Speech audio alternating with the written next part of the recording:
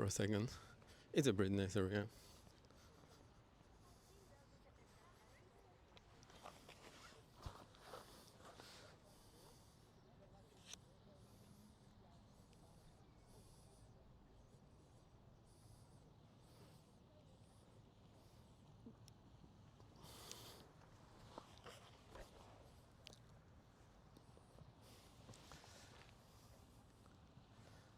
Right. I can't leave the phone in here because it's gonna overheat any second. So yeah, we got to go. We got to go.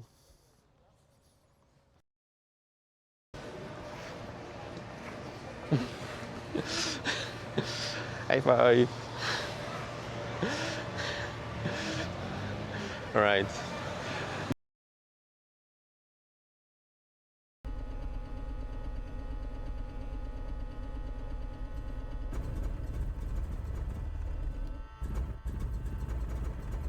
Whoa, whoa, whoa, whoa. All right. That is great. So it's sputtered. Whoa, I love this.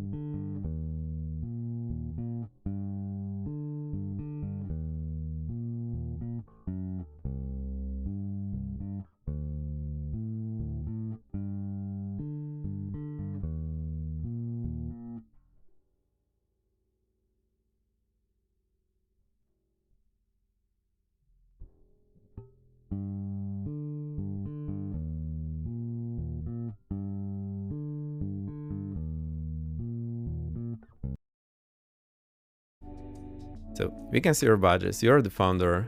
You have the VIP badge, so I do have access to the VIP badges. This is great.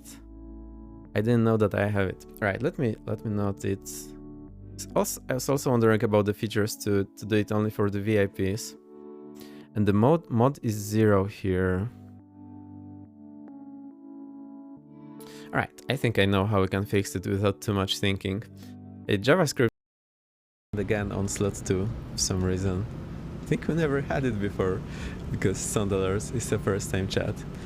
So we're full flaps. My controls. Remember that the white arc is for the full flaps, so there is a chance you can extend takeoff flaps above the white arc, but you always need to check the speeds. The wind is basically slightly from the back, so no problem here. Now we do the round out. 50, 40, 30, 20, retard, 10. I love this. How did you manage to get it so right? Fantastic. Okay, now the pedal dance. Ah! No. Okay, it's... Alright, we're back. I hope it's gonna work. The commuter is having a day, like always. So I installed this Windows update, the big one, I think it's 2025 H2. And lo and behold, of course, things don't work. But I got it under control. So basically, I'm using Voicemeeter for my audio because it lets me route it in a million ways, which makes me very happy. But somehow OBS wouldn't grab that audio, and I was like, what's going on? So I had to reinstall Voicemeeter, and now it works. I hope my microphone is okay. Like, I see it's all over the place. I think I fiddled with some time ago, so I'm not sure if it's... Oh, maybe that's better now. Cool. One thing I've noticed when playing Misfits recently is the computer is pretty unresponsive. Like, you open Windows Explorer and it takes a moment to load, which is crazy. So the game is taking a ton of resources. We're gonna see how that's gonna work. So for today, we're gonna try FS Academy Interceptor. Is this thing? I tried their previous editions for 2020. They were pretty good, but we had some problems with it not registering my actions and so on and so on. So this 2024 edition, like specifically for 2024, hang on, I'll make this bigger for you. And it bigger. I think that's gonna work. So I tried yesterday and it's pretty nice. I tried like 4 lessons. I think they were doing great. Wow, that's loud.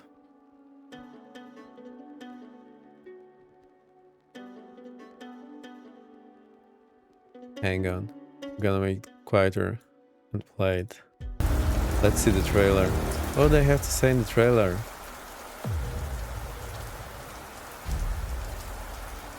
All the good things. All the good things.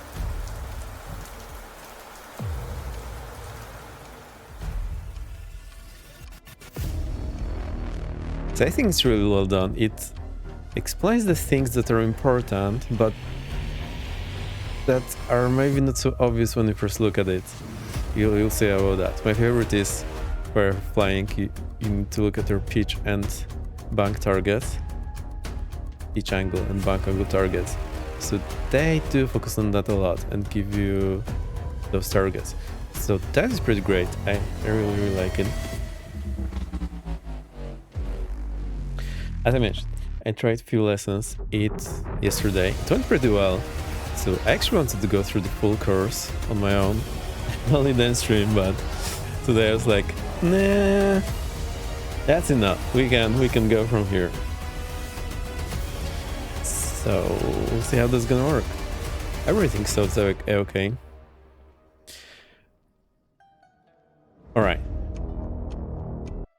That was the trailer. We have been trailed. Let's get the music back on. So Boozy today switch from his bangers to the chill music. I quite enjoy it. I also like the bangers, but the thing is, whenever I'm watching people's VODs and they don't have the music they played on stream, I just put some chill music in background. And because I often watch it like in the evening, that actually works pretty well. Alright, there's quite a description here. So I haven't seen those things yet. Those diagrams, they do pop up on the beginning of the lessons, but that's about it that I have seen so far. There's a total of 28 lessons, so I only went through those. 1, 2, 3, 4.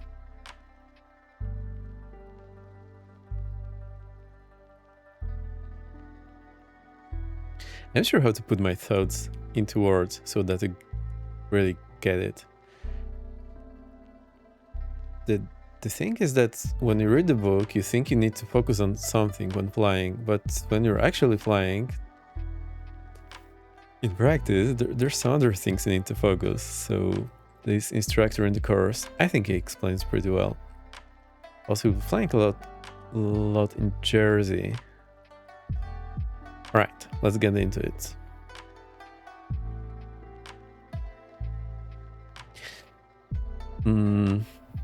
We have cool things. We have the weather command. You can run like that, or you can put some name. Jersey. We have matter. So by default, you get mine, where I am. We also have tab. Or we can put the ICAO airport code and you'll get whatever you want. That's pretty neat. Because of the AI, it's a little funny.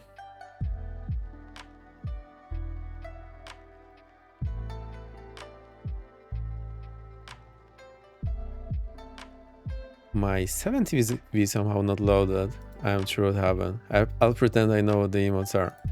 Yeah, new emote. It's amazing. It's beautiful. It's the jumping blue heart. I love it. Right. So as I mentioned, to get this thing from the marketplace.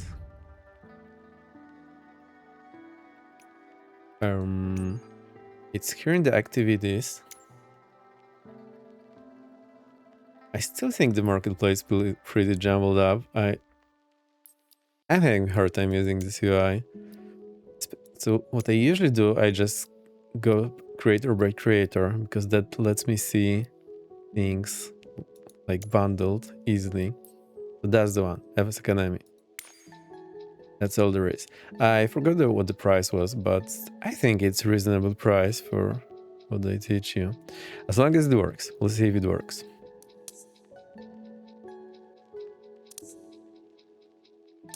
One thing that got me when I started it, so usually I go here to settings, sound, and I don't like to hear the random 80s or random controller from the game, so I usually have my character voices all the way to 0. So for this add-on to work, you need your character voices to not 0, or you will not hear the instructor, which is not great. Also got my Minecraft engines to like a quarter. So that basically puts us as minus 12 decibel, I believe. And one more thing, you need to go to accessibility and find them subtitles. I prefer to have my subtitles on. Sometimes I just don't understand what people are saying. Being able to read that is a plus. Now, let me think. It's a little cramped here on my desk, so my mouse hand goes on a weird angle. I think I'm also gonna move my camera way up top for today, because we're going to cover things. Huh. Where's the camera? Oh, here it is.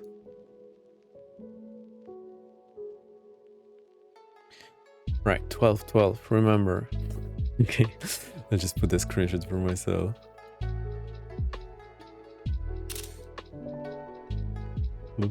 I'm using ShareX for my screenshots. I love it. It's great. And it's open source, so you can use it pretty easily, nicely, everything.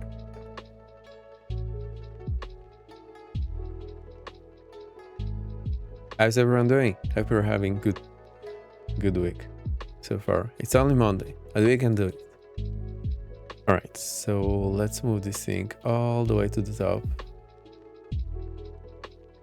Is that gonna work? I think it's fine. I don't usually put it there, so it feels a little weird for me. I hope it's gonna be fine for you. There we go. So, settings covered. To get this thing running, you go to activities first. Also, I got my drink. You can remind me later. It's called Sports. I got this whole pack of different flavored powders that make drinks. Oh. So go to here. Custom content.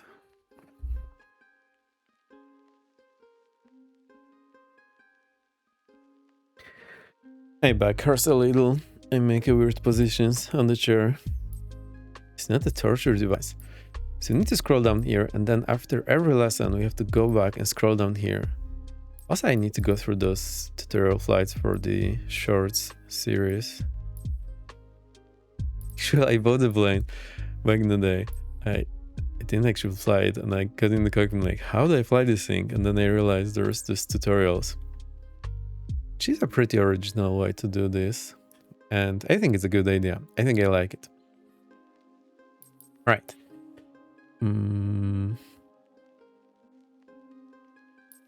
I'll watch the volume, so I hope the volume is going to be okay for you. We'll get the music a little quieter. Still on the music. Right. Don't worry about the wind. So I think those diagrams they simply show up here in the loading screen.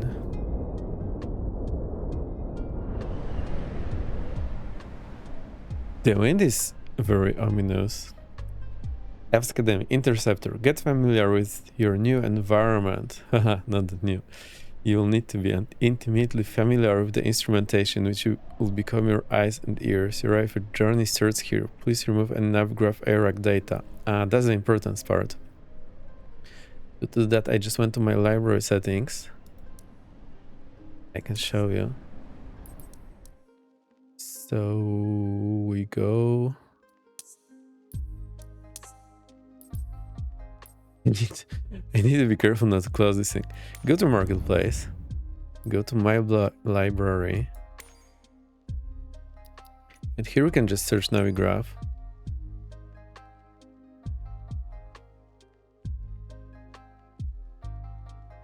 Well, maybe in 2 business days. And we're gonna have it this week. I promise it's gonna work. It's gonna be fine. Well, it's not gonna be fine. Oh, it's gonna be fine. You put Navigraph here. And what I have done, I have just disabled this ARAC cycle and ARAC cycle. Well, there's the base and there is the current cycle. So I disabled those 2 things and I hope this is going to do the job. No, not career, not career. It's gonna cost us 51 seconds. Uh-oh.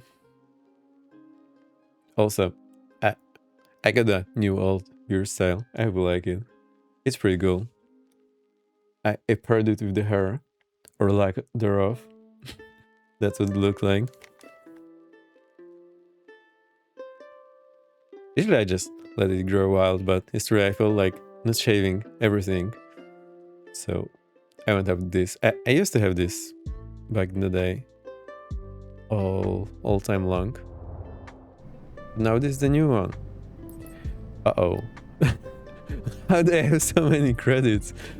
It's 1 billion credits. I kid you not. Maybe it's because it's the beta.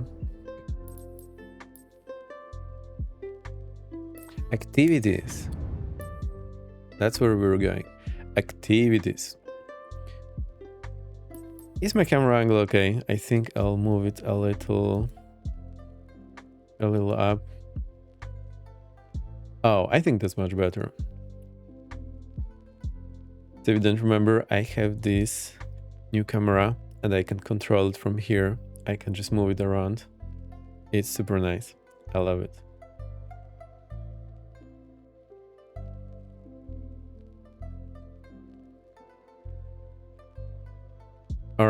All right, enough talking. Let's get into it.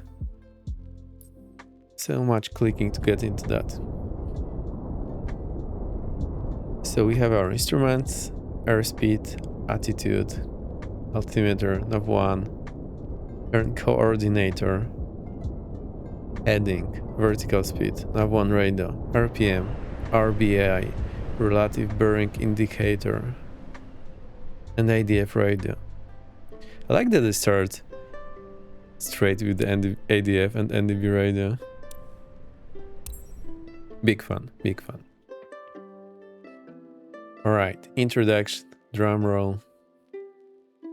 This little stripe on the top always throws me off. I'm like, what the hell is this stripe doing here?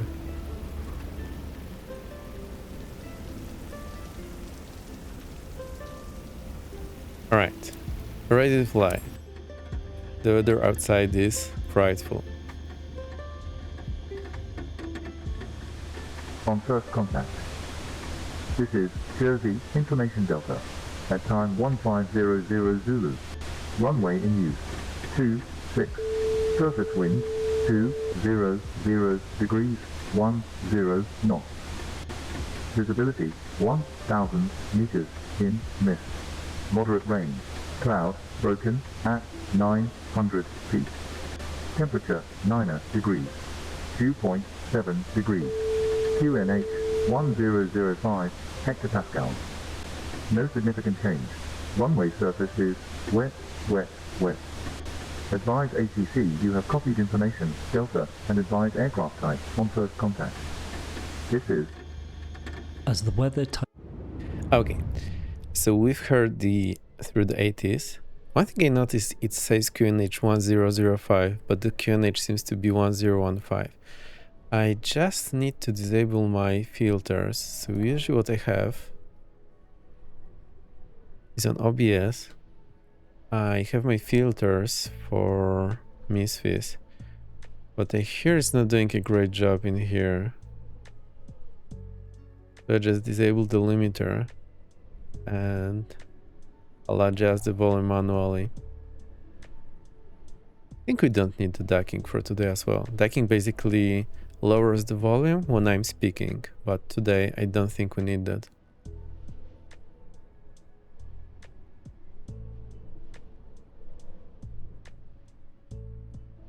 So let's see. Tightens its grip. The clouds grow denser and descend lower, while the rain intensifies, cloaking the landscape in a mist that gradually erases the horizon from view. Pilots reliant upon visual flight rules, VFR, are left with no choice but to ground their aircraft, as they are ensnared in a waiting game for the skies to clear. But not us. Armed with an instrument rating, we unlock an opportunity to fly anywhere, day or night, rain or shine. This is FS Academy Interceptor. Very poetic, not gonna Above lie. us, the sky is crisscrossed with a vast network of invisible aerial pathways. Navigating this other world is more than a science, it is an art. For each tutorial, keep the on-screen Mission Steps panel visible, as it provides step-by-step, real-time instructions tailored to guide you through the session. Our first step is to familiarise you with these critical tools from the viewpoint of an IFR pilot. Front and centre on your instrument panel is the attitude indicator, the AI. This artificial horizon communicates all-important precise pitch and roll angles.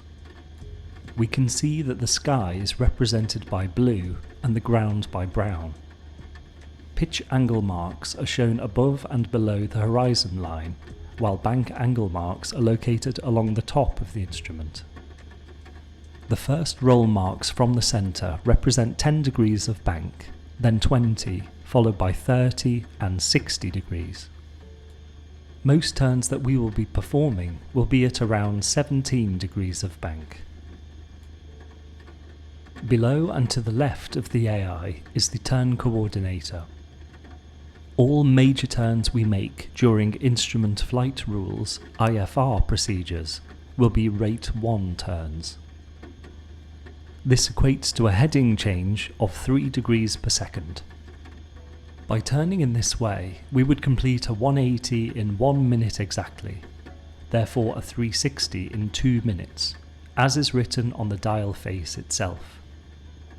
When the aircraft wings on the turn coordinator align with the white marks, we are turning at rate 1. Except for minor corrections, we will always target rate 1 turns. Primary reference to the rate of turn will be achieved through the bank angle indication on the attitude indicator, with the turn coordinator a secondary check.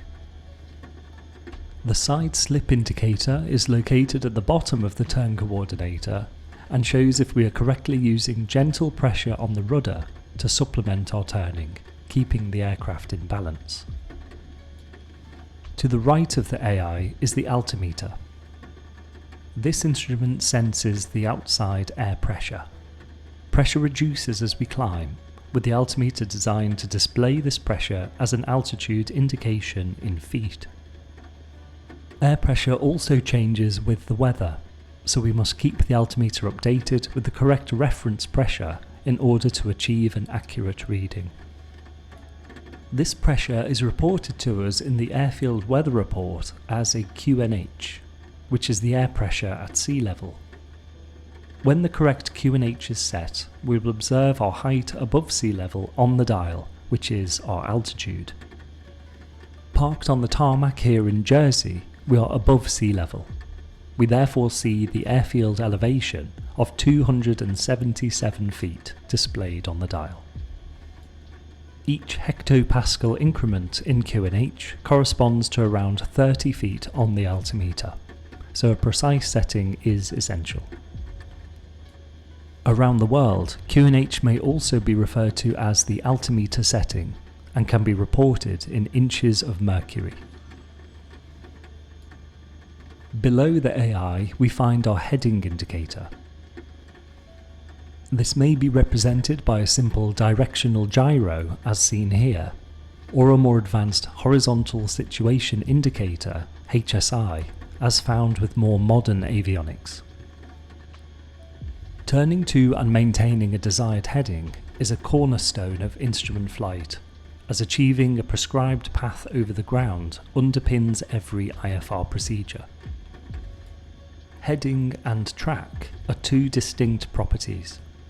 Heading represents the compass direction in which our aircraft's nose is pointed, whereas track is our direction of travel over the ground.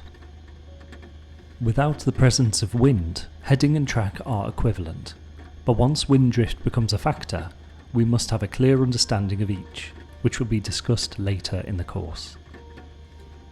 To the left of the AI, we find our airspeed indicator, ASI. This operates as a pressure gauge, converting the force of the oncoming airflow into an airspeed reading. Both our speed through the air and our speed over the ground are important for IFR flight. This will come into play later on when we introduce wind effects and start to climb towards the thinner atmosphere found at greater altitudes. Down and to the right of the AI, we find the vertical speed indicator, VSI. This measures the rate of change in air pressure displayed as a vertical speed in feet per minute. When descending down the approach path towards a runway, we will be mindful of the rate of descent, as this is how we maintain a prescribed glide path. The AI is to be considered as king of instruments. For every manoeuvre we perform, it will be initiated by a change of pitch and roll, which will then be evidenced by the other instruments. The AI... Father's game with the raid. Hello, Trish Riley. Welcome. Thank you, Fathers. I haven't seen it yet. How come? I've seen it in the other stream, but haven't seen the stream. Welcome, welcome. Welcome, welcome. Thank you for the follow. What have you been doing? You're going through the FS Academy that they released. Kitten is here. Meow. So I'm doing this today. We're just started the first lesson. I think it's pretty cool. I started the first 4 lessons and I really, really like it. How have you been doing, Fathers?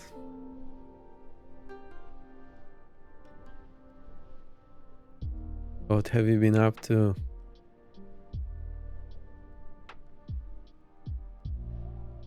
So we just started the first lesson. I can brief you through what they talked about. RJ100, nice. 2 keys and helicopter back to MIA. I see. So have you been found? Those scones look yummy. Yes, they do. They absolutely do. But the weather is super gloomy in the sim. It's pretty cool.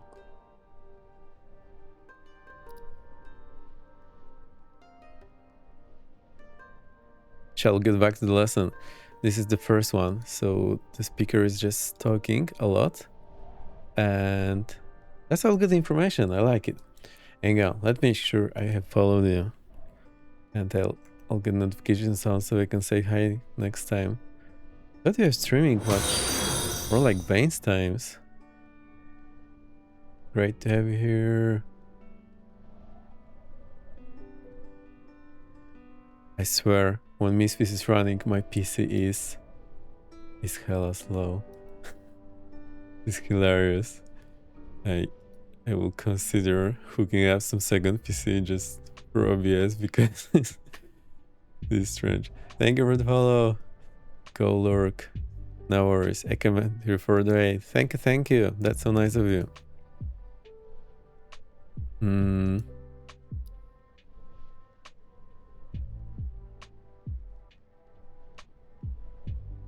How do we do that now? let's just resume that. So basically this is IFR course, VFS Academy. I think it's pretty good. There's the instructor talking. They teach the important stuff, in my opinion. Not the one you see in the books. I'll look into that later. Thank you. And I think they focus on the important stuff, which sadly is not to read in the book. So the books focus a lot on the theory, but they focus here a lot on practice. So we'll see that in the next lesson where we're actually flying. But let's continue with the lesson. There's just a bit more left. ASI, altimeter, turn coordinator, heading indicator, and VSI form what is commonly known as the six-pack. There's the six-pack. Over to 1, the 2, right 3, of this 4, 5, cockpit, 6. we have our navigation radios and automatic direction finder. A core concept of correctly tuning a radio beacon is to tune, identify, and display. We set the frequency of the desired navigation aid, NavAid, into our navigation radio.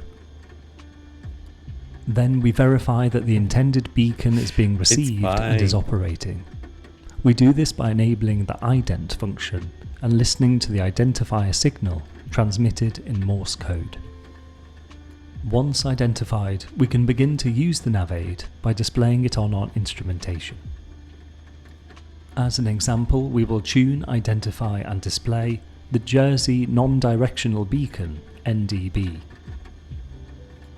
Use the 3 tuning knobs on the right side of the cockpit to dial 329 into our automatic direction finder, ADF. Perfect. So now we have something to do, so I can briefly through what we talked about earlier. So the main instrument to look at is the attitude indicator, AI. This is the old AI, not the new AI. And we have the pitch marks here, 5, 10, 15, 20, and same on the bottom side. Blue is the sky, brown is the ground. It's not always looking like that, depending on the day or if you are flying over the sea. Use the 3 tuning knobs on the ADF radio we'll get there. located to the far right of the cockpit There's to the dial in bank frequency lines 329. and 20, 30, 40, 10, 20, 30, I think that's 60 here, 90. And that's our primary focus. That's what we'll be looking at most of the time. And we are looking for our pitch and bank targets. Turn coordinator, when the wing is on this mark, that's rate 1 turn. So we will get 180 degrees in 1 minute. That's why it's called rate 1, or full circle in 2 minutes. But we don't really need to do full circle most of the time. We have our gyro, which basically indicates our heading, but the important thing is you need to sync it with your actual heading. So this thing here is reading the actual magnetic field of the Earth, and it hardly ever fails. Although it has a number of gotchas. And you need to synchronize, in this aircraft list, you need to synchronize them every now and then. The ads. That's true. That's true. It's gonna be over soon. Wait. Don't go anywhere. Baines, how are you? I have none. Oh, they fear me. Very well, very well. How are you doing, Baines? I'm back again. We have our vertical speed indicator, which will be looking for our descent target, and the altitude with the QNH. You all know this. Important stuff is our pitch and bank target. Doing good? How am I? I'm fine. I've seen you streaming explain. That's pretty nice. I totally not expected you to be so into it, so that was pretty funny. I think just having 2 sims broadens your horizon because you can see the similarities and differences, so you know how they put it. You narrow down what they both trying to simulate. That's over. Alright. So we have our ADF radio here. ADF radio is receiving from the non-directional beacon. I was gonna talk about this in a moment. 3 to 9. It's gonna take forever. Also, whenever my Misfits is running, my PC is so unresponsive, it's hilarious. Now that we have the station tuned, we need to identify the nav aid. It's tuned. Now we listen to the Morse code identifier. We check that the nav aid identifier code is being received, which in the case of Jersey NDB is Juliet Whiskey. Juliet Whiskey is my initials when I flew Delhi. The NDB How is did you now choose my initials? identified. We leave the audio enabled so that we can detect any failure of the beacon or of our ADF system. As there are no other failure flags or indications of abnormal behaviour on these analog instruments. So that's something I think I didn't know, that you need to leave this NDB on the voice all the time. I think it's pretty distracting hearing this Morse code all the time. You're trying to do something and it's blaring in your ear. But I get the point. You want to know that you're listening. Nobody will ever let that turned on. So the funny part is, there is a number of actual radio station, like with the music and news, that broadcast on the frequency range that you can tune the ADF to, and then you can listen to the radio, or you can fly towards their antenna, which is hilarious.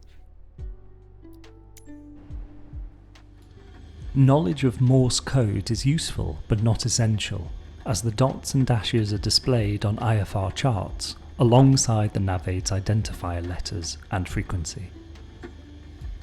We see that the yellow pointer of the relative bearing indicator, RBI, has aligned itself with the direction to the NDB.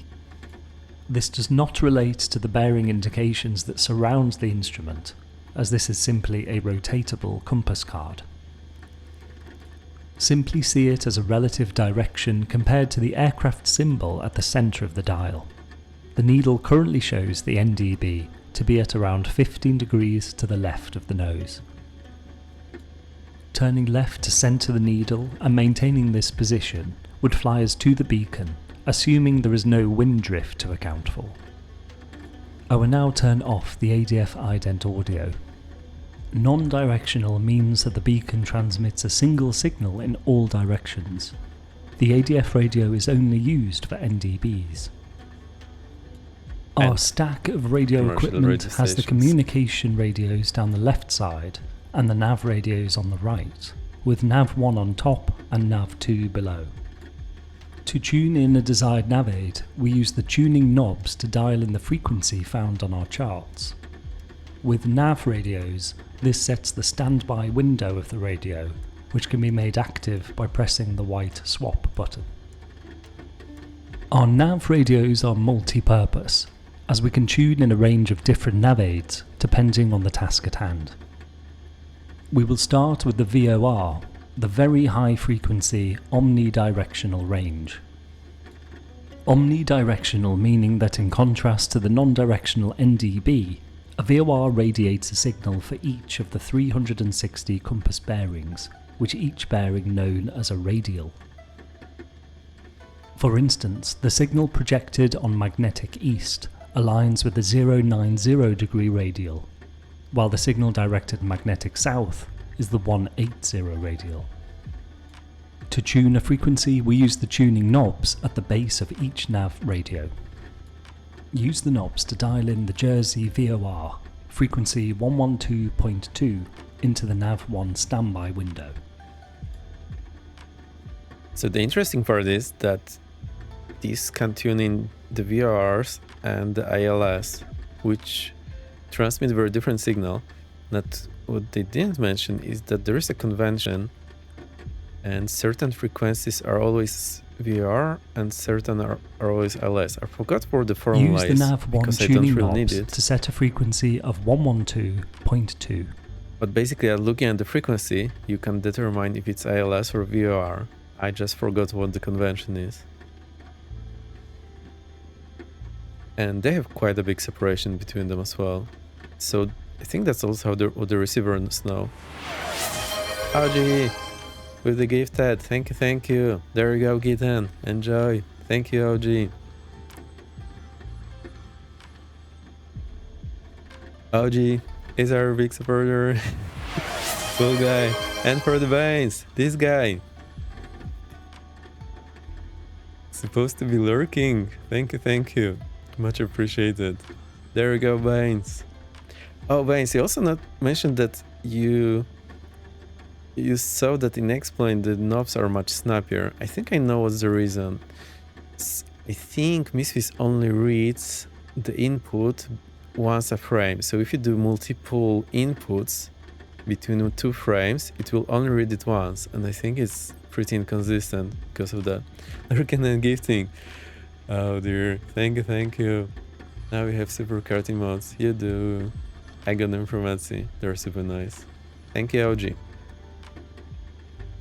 So, oh, also another thing is that the range for the navates in aviation, which I forgot what it is, doesn't overlap with the com radius. So if you look what's the lowest that we can tune in at the com radius, see it flips between 118 and 136. So the lowest we can tune in here is 1180.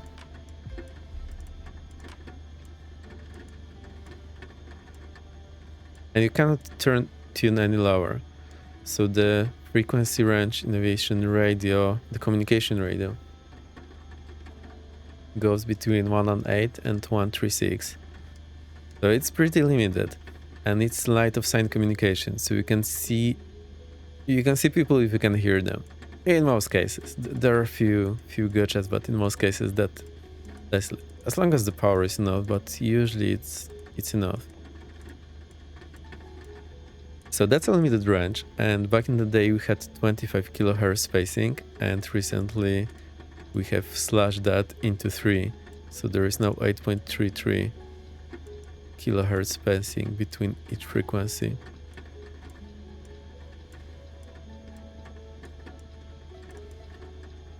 So that's the max you can tune, and that's the minimum you can tune. And now on the nav range, it goes from 108. Also note there is no third digit because they simply don't need that precision. So you can go from 180 to 11795. So that's the range for Navate. So from 108 to 118, and here we go from 118 to 137, not including the top one. And then by looking at the frequency just after the decimal point, you can tell which is VR or which is ILS, but I forgot what's the formula. It's just not very important to know. It's important to know that the formula exists. So between 1 and 2.2, they look a little like 7s, those ones. They're a little awkward. 112.2 is now set in the nav1 standby window. Press the nav1 swap button to make it the active frequency. As before, we have tuned the nav aid, now we must identify it. Along the top of the radio stack, press the nav1 button to enable the Morse code audio ident. So basically what they're doing over this radio carrier, so this is like carrier frequency, so we're tuning it to that, and you can overlay multiple You can find the nav1 button along the row of buttons at the top of the radio stack. You can overlay multiple signals onto that. It's basically math, yeah, it's nothing hard. And you have the VR signal, which tells you the heading. You have the identifier signal. The white button on the nav1 radio. And you can also have the voice signal, arrowhead, which can contain some message for you. Like, I know some 80s, the weather and the airport information are on VR frequency. So at least those 3. There might be one more, but I'm not sure. I think it's on those 3. So we are able to hear we the hear ident. the Morse code identifier and can match it with Juliet Sierra Yankee, the 3-letter code for Jersey VOR. With the VOR properly tuned and identified, it's reading. Again, I'll make it louder. My frames are not great. I think I'll need to lower my settings. So let's get the instruments. I think that's it.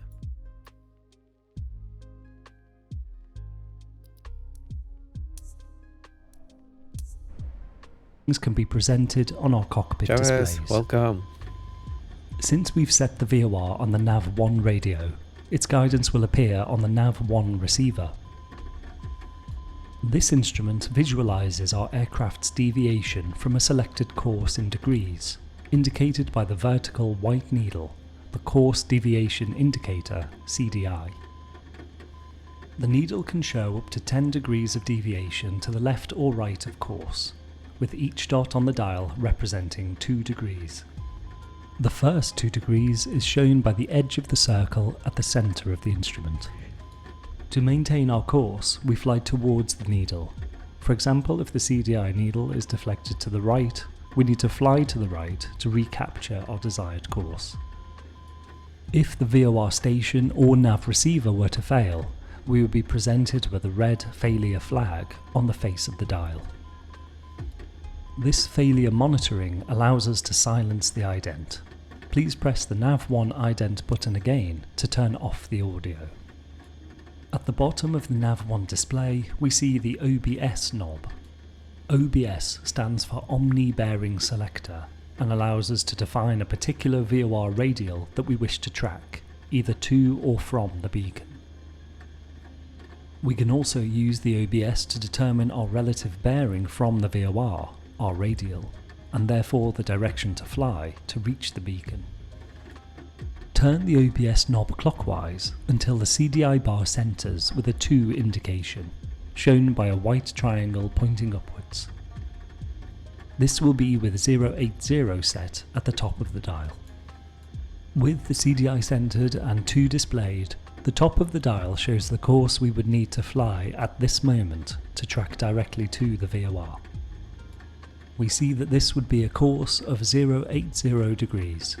Turning to 080 would fly us towards the beacon. With the needle centred and a 2 indication, the bottom of the dial shows our current radial from the VOR. We read 260 from the bottom of the OBS dial, putting us on the 260 radial. Note that the radial we are on represents a magnetic bearing from the VOR and is unrelated to our heading. We could be flying in any direction, but our radial at that moment and the indication on the CDI remains unchanged. The nav receiver can also act as the display for the Instrument Landing System, ILS. This is a radio-based landing guidance system that projects a signal along the approach path to a runway. 2 radio beams make up the ILS, the localizer and the glide slope. When tuned to an ILS, the CDI represents the localizer, showing our deviation from the centre line. Think of it as a fly towards indication. If the bar starts to deviate to the left, you need to turn left to regain the approach path. This lateral indication is accompanied by vertical descent path guidance, emitted by the glide slope. This is displayed by the horizontal bar of our nav receiver and uses the same fly towards principle. If the bar starts to rise from the centre, we are getting low and need to reduce our rate of descent in order to recapture the correct descent angle, which is usually set at 3 degrees.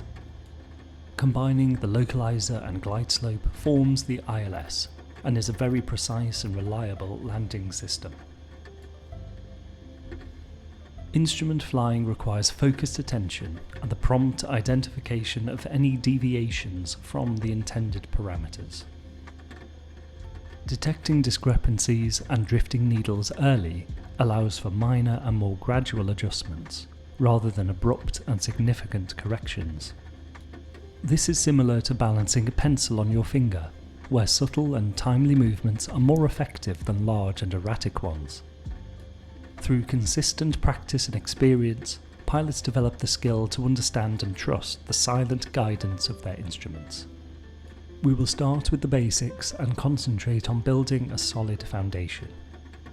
Turn the OBS knob so that the CDI bar is centered and a 2 flag is shown. You completed this first tutorial perfectly. We will start Perfect. the next lesson in flight for your first encounter with the elements. Welcome to FS Academy Interceptor. Never trust your instruments? Why? Why are they so untrustworthy?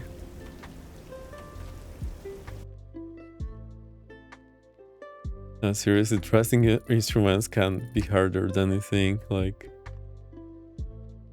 your brain is not good for flying in the clouds. You know what? I think I'll lower the settings a little. It's getting out of hand.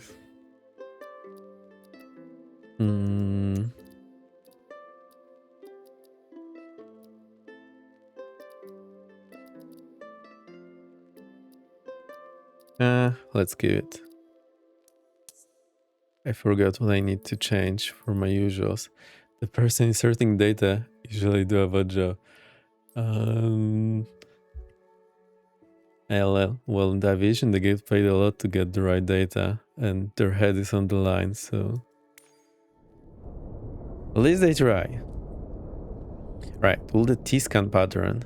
T-scan refers to, it will be explained later, looking at the artificial horizon most of the time, and then checking those most important instruments on the side, and then the ones on the diagonal are less important. So most focus here.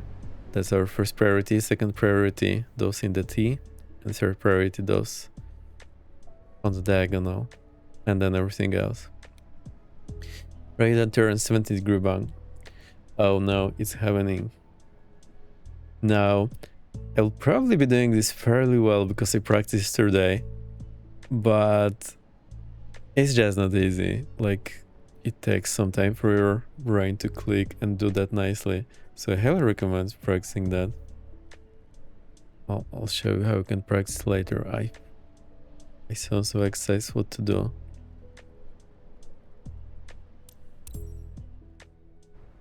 Let's go. This is taking pretty long.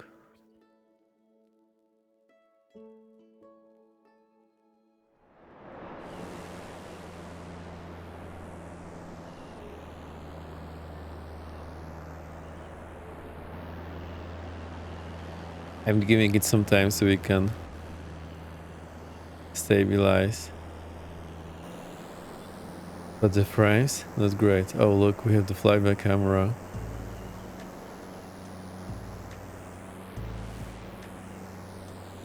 When I'm not streaming, it's killing the performance and everything else on the PC, but when I'm streaming, I think it's on the edge.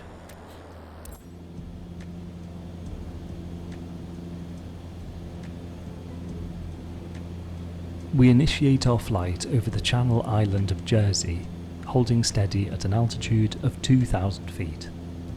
We can still glimpse the ground below, but as the mist enshrouds the horizon, the comforting presence of an external view is slowly fading. Continue straight ahead at 2,000 feet, and we will introduce the fundamental instrument scan. Maintain heading west. When instrument flying, precision is key. Hence, we will encourage strict tolerances from the very beginning. We start in the straight and level attitude, with wings level and the nose just above the horizon line at 2.5 degrees. This puts the orange pitch dot at the centre of the AI between the horizon and the 5-degree line. So with a between cruise those two power lines. setting of around 2,300 RPM, as seen on the tachometer, the result is straight and level flight. In this configuration, only small and smooth corrections should be needed, which we monitor with our instruments. Uh-oh. The instrument panel displays a broad and diverse array of information, which may initially seem daunting. As we can't monitor every instrument simultaneously, we instead utilize a scan pattern. At the core of the instrument scan pattern is the attitude indicator. This is where we prioritize our attention. We start at the AI, then glance across to check another instrument, before returning home to the AI. For example, move your gaze downwards from the AI to your heading, before again returning to the attitude. Next comes the airspeed indicator. and once again returning home to the AI, before continuing on to other instruments, like the altimeter.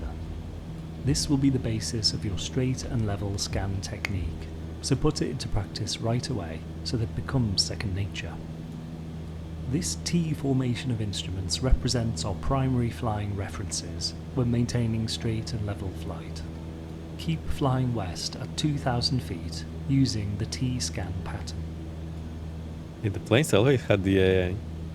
So this is way harder than it looks. Also, you can't really see my joystick, but look at how much the yoke is moving. So I have my... Alright, I have the... Now let me show you. I have this joystick, the Windwing Ursa Minor.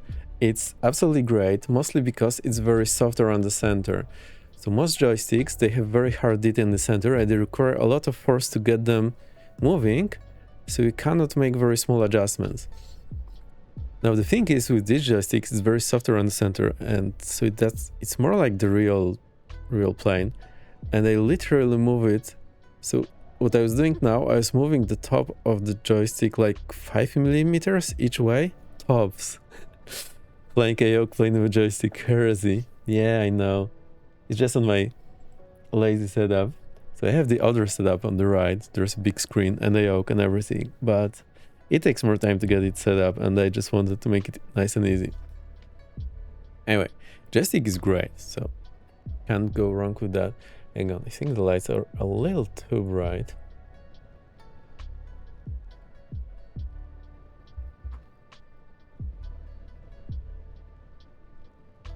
I cannot stress it. Just joking. We are not joking. We're very serious. No, it's fine. I just never know. So I'm the prime joker here. So what I've been doing now, like top of my joystick moves like maybe a centimeter, so that's half an inch. But most of the time it just moves like quarter of an inch or like 5 millimeters. So that's really tiny movements, and that's all I need most of the time. Most of the time I don't really need much more. I think it correlates pretty nicely with what you see on screen for the yoke moving.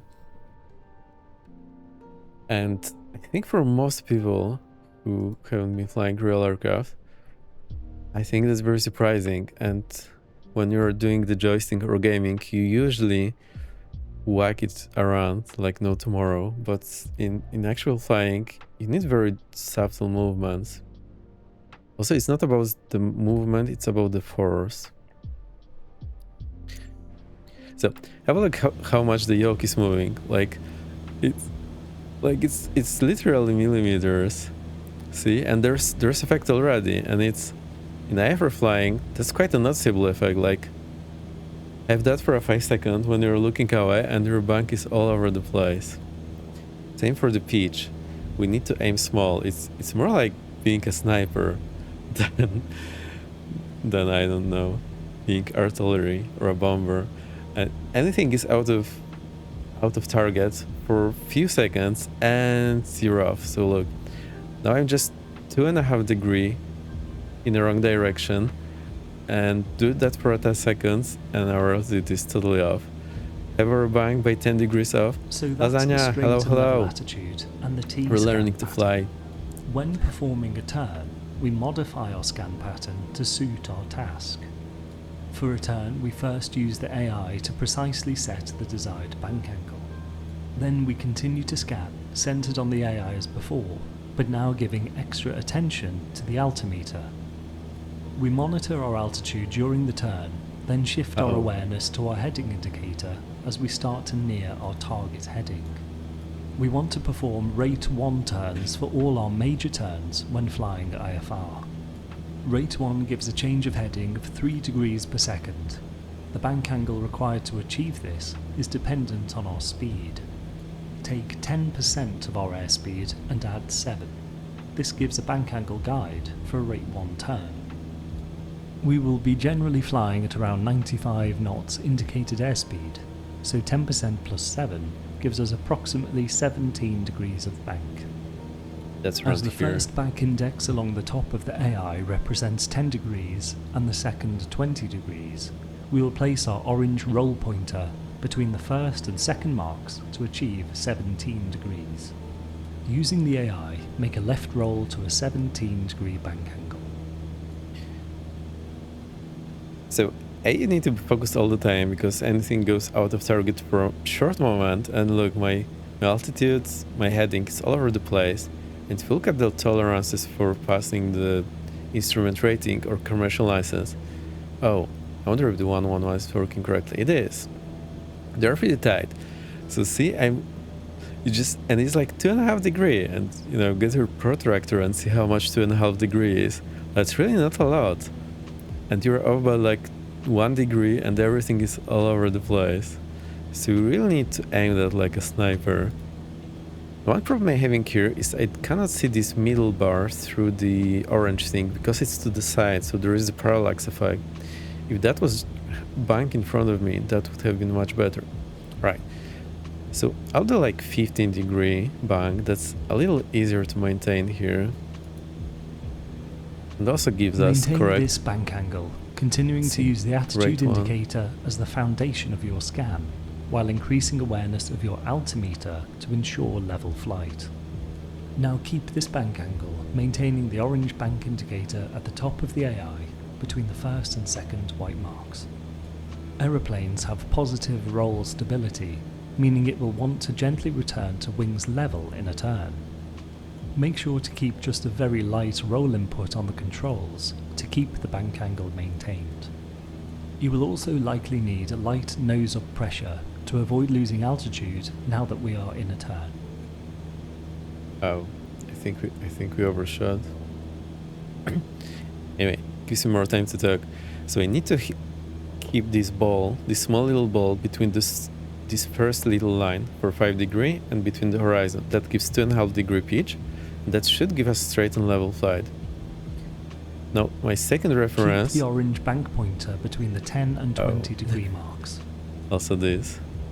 So somewhere around here. Oh, so that's 15 degrees. See how the left wingtip of our aeroplane on the turn coordinator touches the white mark. This Here. indicates a successful rate 1 turn. By setting and holding 17 degrees of bank on the AI, our rate of turn naturally follows. So I need to keep this ball. I think this is like the most important. It's your pitch, all about jiggling those balls. Yeah. You know it. Now, you don't really need the vertical speed indicator. That's why it's not included in the Roll out on primary. heading 270, indicated as west on our directional gyro. You can just tell by looking at the altitude Anticipate indicator. the rollout, bringing the heading back into your scan, starting to smoothly level the wings with about 10 degrees of turn remaining. That will be about now. Now So level the wings smoothly to roll resume out. the straight and level attitude. I like to leave it like 5 degrees so I can slowly catch up with my target and keep this pitch. Make any minor corrections now to ensure an accurate heading 270 in the straight and level configuration. Hey Lasagna, 2000 how are you feet. doing? Avoid the common error of gaining altitude after rolling back to wings level. It's really that bank of even few degrees for some time gets you out of your target. So I'm doing somewhat constant with the very small inputs, like I literally move it 1 or 2 millimeters either way of center. And I would say that corresponds to the real aircraft pretty well. You really need to make such a small adjustment. No. We will now try a turn in the opposite direction. All right, Start a let's do rate it. 1 turn to the right, again with 17 degrees of bank. So because this middle marker is off because of the parallax effect, I find it a little easier to look at the wings here if they're level. Alright, so keep that ball in the middle here. Let's get that 15 Once again, degrees. for a turn, the AI and altimeter have main priority.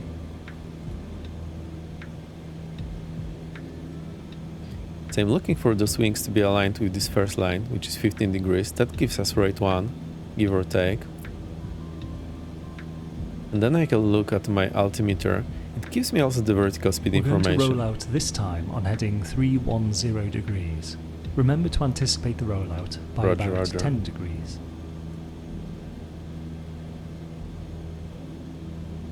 Now the biggest problem is once you need to think about something and your eyes get stuck there, you will inevitably run out of one of the targets very, very quickly. Doing good. Cool. Nice to see you. We've Thank you drifted for a little stopping by. low. You may need a gentle nose Uh-oh. up input. So basically you have... Maintain an accurate 17-degree bank angle. He's correcting me whenever I do something wrong. So basically our altitude bust is when we deviate more than 200 feet of our assigned altitude. Then the ATC can call you for altitude deviation. And on a check ride that would be end of the check ride. And you can clearly see that getting over by 200 feet, it's not that difficult.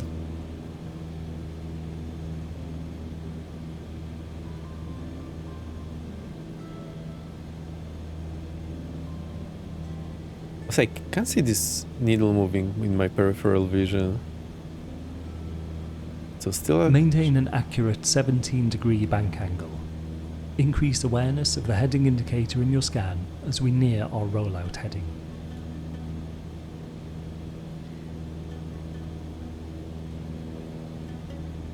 Uh-oh. Use the AI to roll back to the straight and level attitude once again on heading 310. Right, so at least the rollout went well. I'm trying to Again, show you too watch much for any gain while I'm in looking, altitude. but it's taking too much of my brain capacity. Just moving the mouse around is too much. It leaves not enough for me to follow those targets. That's why We it's can so... simplify attitude flying on instruments by reducing our pitch and roll targets to only a handful of desired positions. In terms of roll, except for minor corrections, our wings should either be level or at a rate 1 bank angle. If you look to your AI and see something other than this, ask yourself why and make Why? a smooth correction to regain your target. This Solidify guy. the scan pattern in your mind. Remember Who's to he? scan the T of instruments. Welcome! We're learning the basics. Hello, how was your stream? I really enjoyed it. And on the weekend. So nice flying with you. We're doing this FS Academy Interceptor. It's the IFR course from the marketplace. I did yesterday first 4 lessons and they're pretty good. Now, I have been practicing this. It's not like riding a bike, okay? It's more like skiing. Also, not for me maybe. I don't know what it's like, but it's difficult. If you don't practice, you are just getting out of whack very quickly. So far the first 4 lessons I did yesterday, I really like them. There's 28 lessons total. And I think the instructor is really focusing on what's important. Like now he's telling us that we need our primary pitch and... APC, thank you for the follow. Pitch and bank targets, and that we only have a handful. This is what I find hilarious in the IFR flying. It's like very rough around the edges. Like when you're flying IFR, you can do everything smoothly. You can make everything nice and smooth. Soaring Eagle, thank you for the follow as well. So many people. Welcome, welcome. And in the IFR is like... the finesse is not there. Like all you need to do is point at those few predetermined targets, and that's it.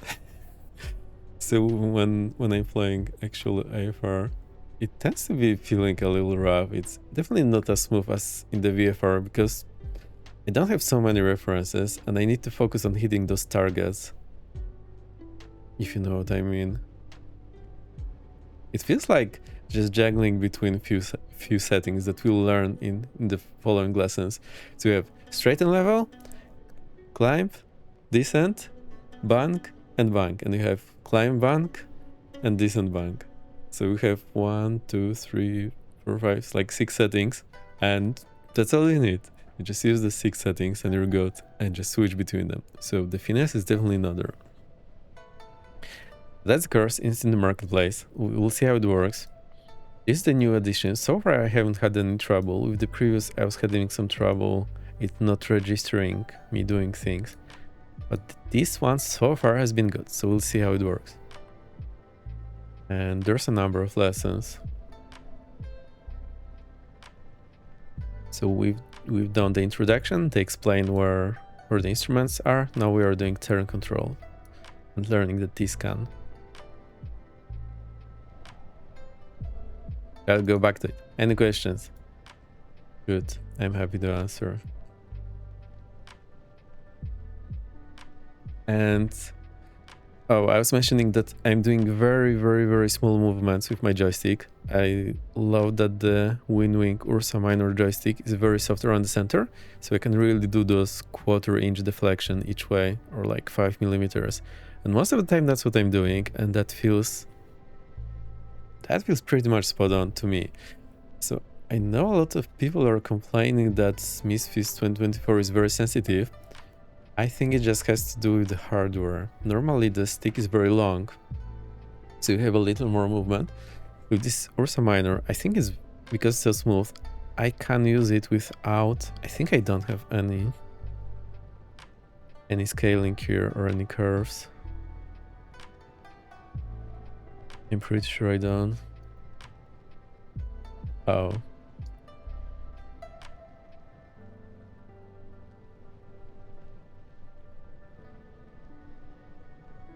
Yeah, I think I didn't put any curve here. I don't remember.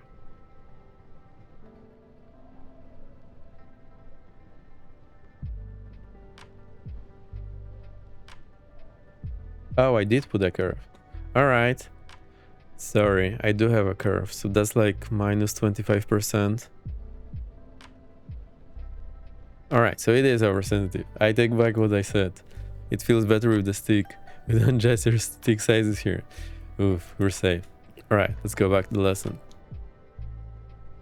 Now me trying to show you and follow that doesn't go as well, but I just need more practice. I think Sim is a great tool to practice increase that. the importance of the altimeter, then shifting this to the heading as we near our rollout target. This adaptability underpins everything that we will do going forward, so this should be deeply ingrained into your instrument flying skill set. We will be setting and maintaining very specific headings and tracks throughout our instrument flying, so we will now make another turn to an exact heading. Oh. Make a rate 1 turn to the left to precisely 156 degrees. Precisely. I like how they are doing this 156 just to make it more difficult. Because you don't see the... Once again, the AI remains at the core of your scan, but pay extra attention to the altimeter at first. Later we increase awareness of our heading as we near our rollout target of heading 156. As always, start to roll wings level with about 10 degrees of turn to go. There's a lot to keep track of. Again, I really like that he's emphasizing so much to look at the attitude indicator most of the time. And roll back to wings level on heading 156.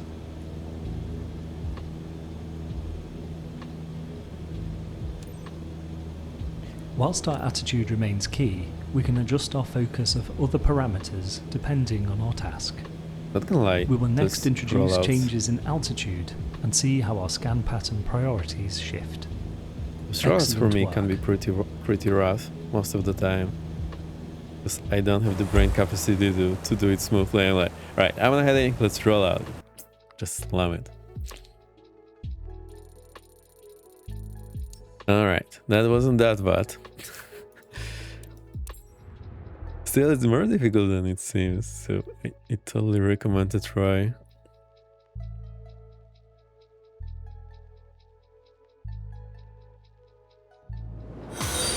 Caveman, Zelda, thank you for the follow. Nice to see you here. Welcome, welcome. So many people today. Oh, I need to hit back. So we're somewhere here, Jersey Island. Uh-oh. I think it's done. It's cooked. Ooh. Ay, ay, ay. I'm not liking this.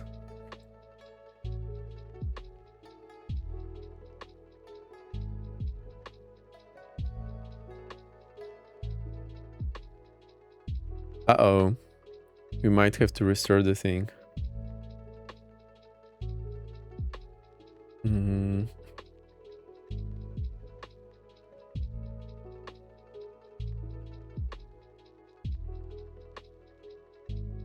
Ah, found it. A new day, a new sim problem. Yeah. I think I need to lower my settings. Look at this page, how it's loading. It feels like 2006 again.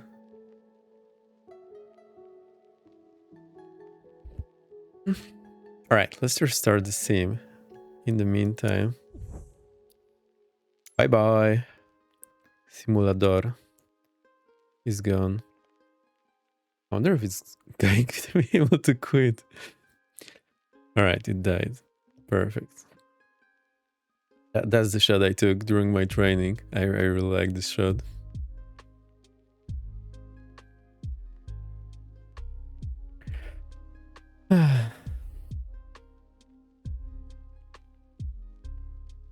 "28 lessons. That's gonna take us a long time."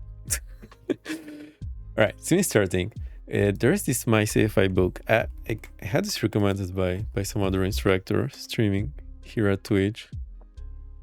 Cool guy, although he went on, what do you call it? Not streaming for the time being. And there is this pattern that you can fly. So it pretty much explains everything that we had in the lesson. I posted the link in chat. And yeah, so there's those exercises one by one. Basically some climbs and descents, turns. But the end of it is this procedure, which I think is super nice to practice. Oscar flight pattern. Who's Oscar? Oh, look, it's SVG. I love it. So it's vector graphic. I can scale it all the way to the size of the solar system. And it's still gonna be sharp as hell. So basically, you enter on some heading. You fly for 30 seconds. Then climbing left turn at 500 feet per minute. 360, 30 seconds. To the right, descending right in 360, 30 seconds, 90 to the right, descending left turn 500 feet per minute, 360, 30 seconds, 90 to the right, climbing right turn, and so on. And you can continue until you feel confident. So that's something I think I can recommend to try. Just doing what you saw me doing in the previous lesson until what you'll see me doing in the next lesson. I kind of stress it now. It is way harder than it looks. Just important bit is to actually be in the clouds. Because subconsciously you will see some horizon reference outside of the cockpit. Even if you don't try, you will still see it. As soon as you're in the clouds, yeah, it can get a little rough. So, can totally recommend that. Uh-oh.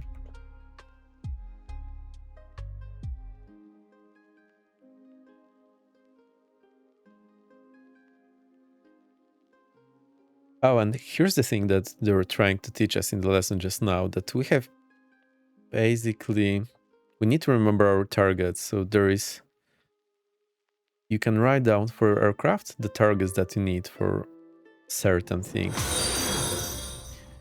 Larry, thank you for the follow. So basically you can write down or memorize those targets. For Cessna 150 or 172, that's just a handful of targets, really. You don't really need much more. It will be explained in the next lesson as well. And that's how you fly your planes, pitch and power. That's it. You need to remember the pitch setting and the power setting. Usually I like to add a little power in turns. Also in IFR, you usually keep enough airspeed, but in VFR, whenever I'm flying slower, before initiating turn, I like to add some more power, so the speed doesn't bleed off on me unknowingly. In most situations, I'd rather make the turn too fast than too slow, so I do not stall it. Exception would be trying to get out of a tight valley. then it might be the opposite. So, I think this page is really nice. It pretty much explains the first few lessons that we're learning here in the Interceptor. Right.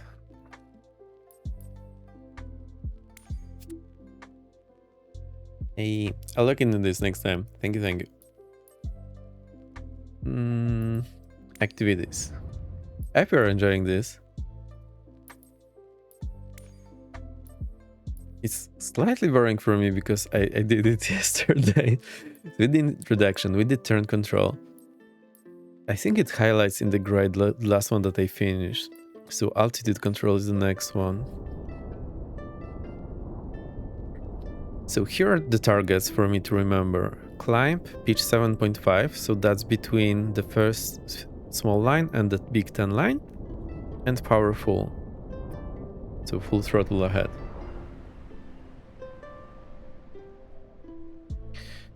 Cruise, pitch 2.5. That is a very common setting. I think Airbus will have the same pitch and 737 will have the same cruise pitch of 2.5. I think most aircraft do. So the reason must be aerodynamics is most efficient at this pitch angle. And power 2300 RPM. So that's somewhere out here. I'm not sure if that power works well in this Cessna. He says in the lesson it should keep us at 90 knots. 90 knots is a pretty fast for this plane. And our third setting, descent, pitch at horizon. So that's easy, and power 2000 RPM. And that's all in it. So remember these notes that we can have here. That's pretty much it. It's pretty much the same thing. So for our little aircraft, like these are the most important. Cruise, descent, cruise climb, those three. And you have pitch and you have the power. That's what you need to remember. The airspeed and the VSI, pretty much. Auditory, hey, howdy. The airspeed and VSI pretty much results from your pitch and power. So pitch and power are the important bit. Let me have a sip.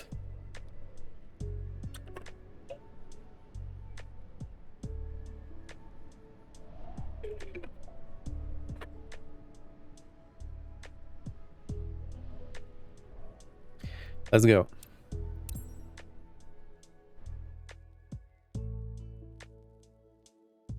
Oh.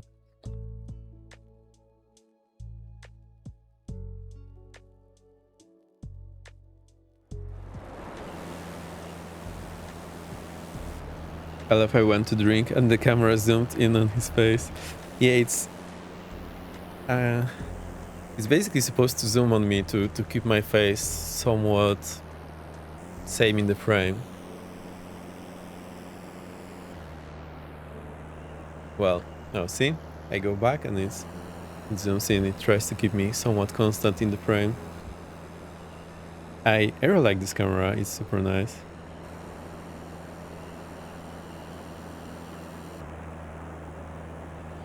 But I need to focus on that bottle. It's sports drinks. It said sport. I'm pretty sure that's what it said. Initially maintain our current heading 156 and hold 2,000 feet, and we will now look at climbing and descending. To initiate a climb, we once again use the AI to set our attitude target. For return, we will now prioritise the altimeter. For a climb, we prioritise our heading. We also include the airspeed indicator in our scan to ensure that we are achieving our target climb speed. Once we are reaching our level off altitude, we shift focus away from heading and onto our altimeter. We've seen the straight and level attitude with wings level and pitch dot just between the horizon and 5 degrees nose up, which will now be quite familiar. By placing this pitch dot between the 5 and 10 degree nose up pitch marks, we achieve 7.5 degrees nose up, which is our climbing pitch target for this aeroplane. When paired with full throttle, this completes our pitch and power setting for a climb. We will initially obtain a boost in climb performance as we exchange excess speed for altitude, but our airspeed will trickle back and settle at around 70 knots. Let's try a climb. Apply full power. Full ahead. Let's go. And set 7.5 degrees nose up on the AI. So that is going to be here.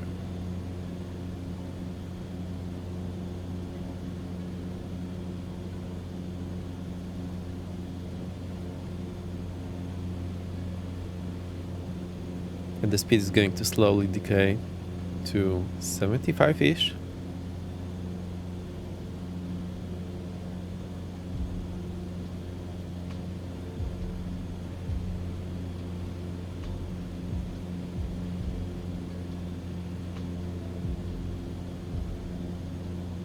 Uh-oh, we are pitching correctly. Why is it not registering it?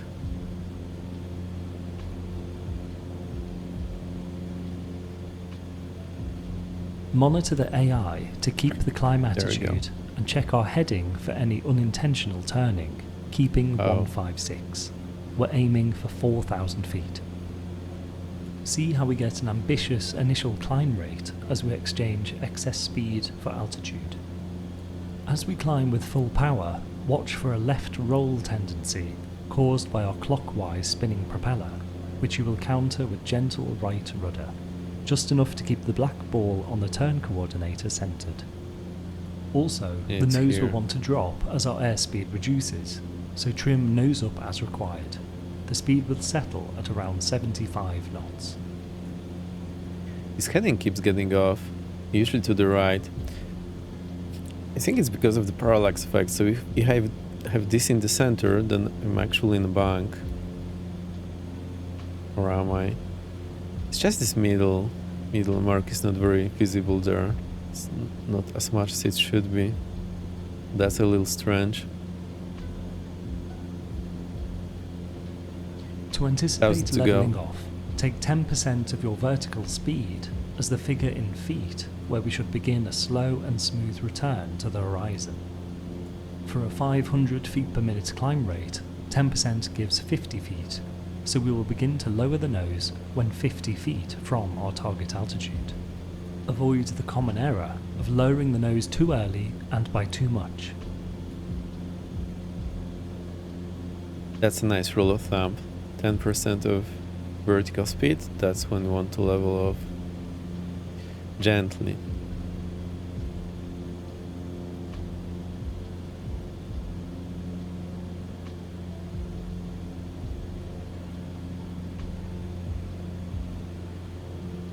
My heading is not keeping track.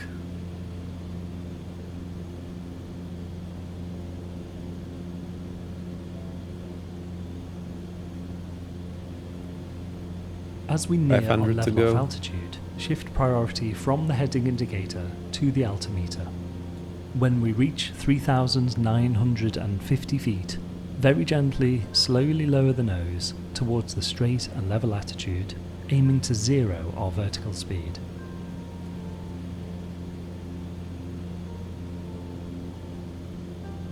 $300 to go.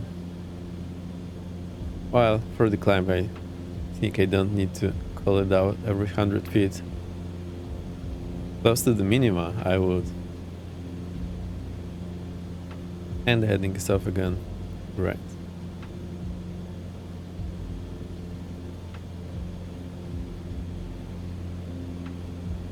$100 to go.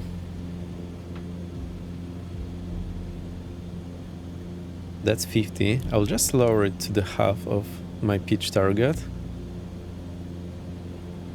Let it catch up. And now get it back to Keep full our throttle cruise. until we accelerate back up to cruise speed, around But- 90 knots. Keep the VSI under close observation to keep the indication at zero. It is common to now inadvertently gain altitude as we restore lift during the acceleration. trim as needed. Now throttle back to 2300 RPM as shown on the tachometer.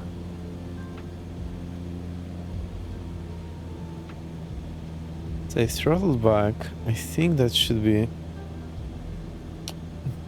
So that's where I have a little problem here, because it's... Jeez. Where is 23?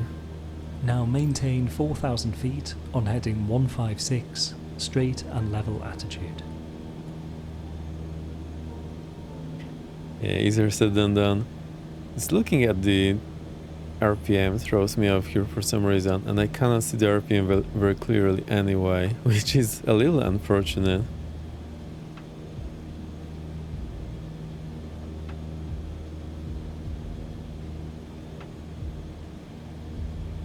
We will now introduce the descent. We will again target a pitch and power setting, aiming for the typical IFR descent angle of 3 degrees.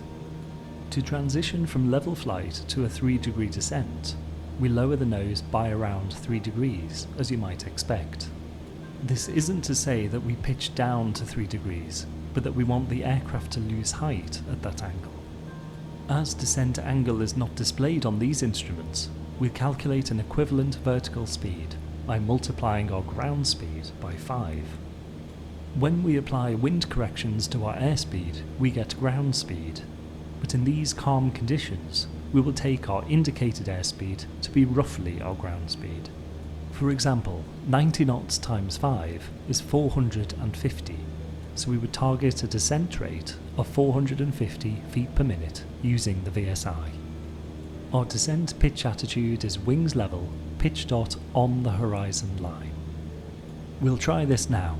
Bring the power back to around 50%, giving 2000 RPM.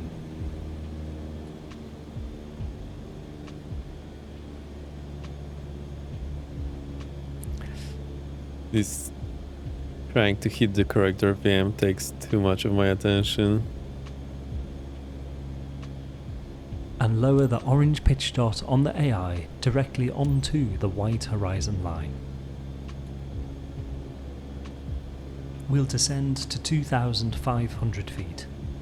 The AI remains the core of our scan, also monitoring the directional gyro for any heading drift, and also the VSI for our target 450 feet per minute descent rate. Make any required tiny pitch and power corrections to lock on to 90 knots and 450 feet per minute.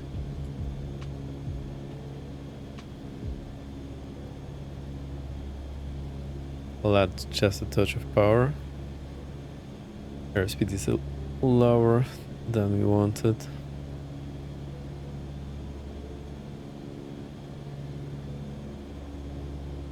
See, this orange dot moves just a little off and the VSI is all over the place.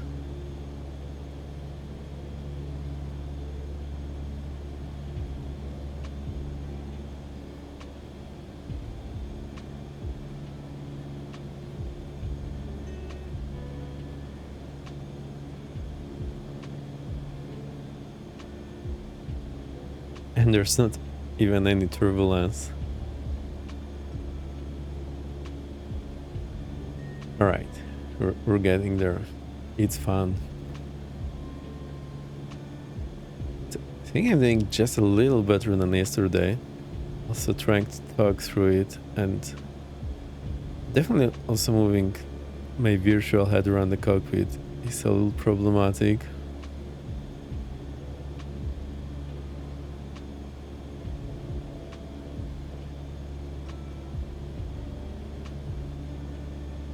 That's pretty much on target now.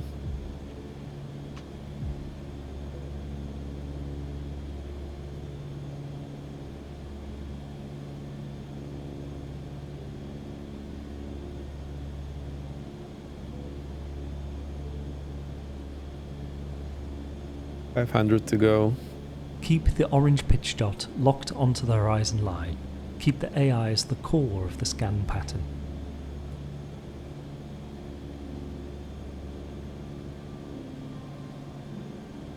The same level off anticipation method applies as before. With a 450 feet per minute descent rate, start to raise the nose with around 50 feet to go. That'll be 2,550 feet.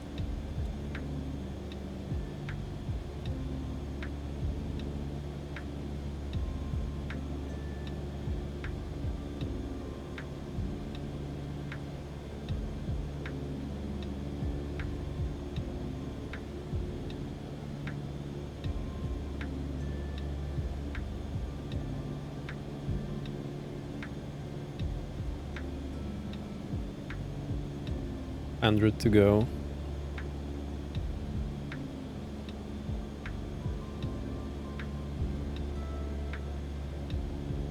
Now gently raise the nose to our straight and level attitude, 2.5 degrees nose up, aiming for a 0 vertical speed.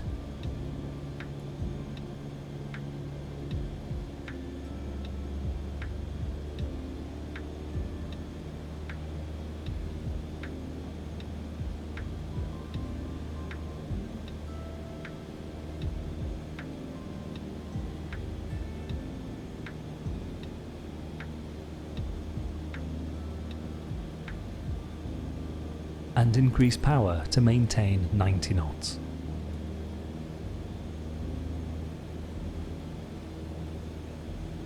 The power is really what gets me here, mostly because I need to look around.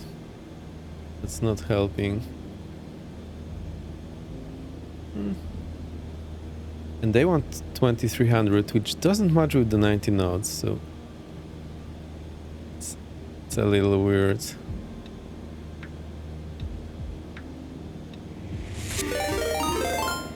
Another one! Thank you for the raid! It's Norkali. Welcome, welcome. What have you been up to? The whole raid is a triple one now. We are trying to learn here. I'm doing the FS Academy Interceptor. It's pretty nice. Raid. I can totally recommend it. Now it's my greatest enemy here, trying to set the correct power.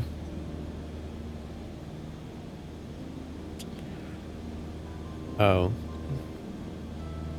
So hang on. Waiting for today. No bedtime yet. What's to do up to today? I just need to set this power so it will let me finish the lesson. I just can't do that. They'll slowly be rolling it back until it hits 2300. And then they should call it a day.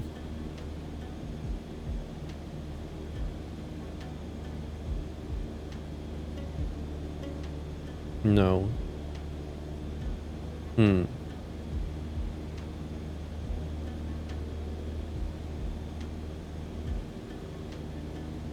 So far, that's my only reservation about the lessons here.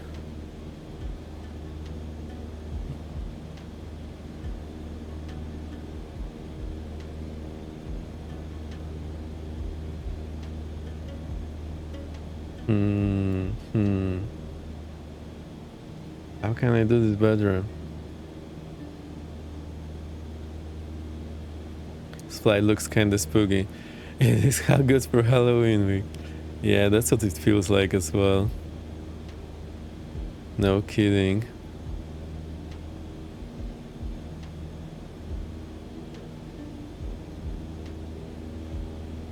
Definitely takes practice, and whenever we're not doing it, it takes more practice. What do we do about this power? I'm really unhappy about it.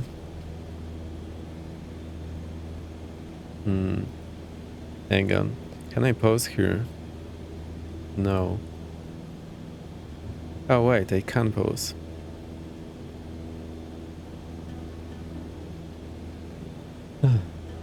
So they want us to set 23, otherwise we're not gonna finish the lesson.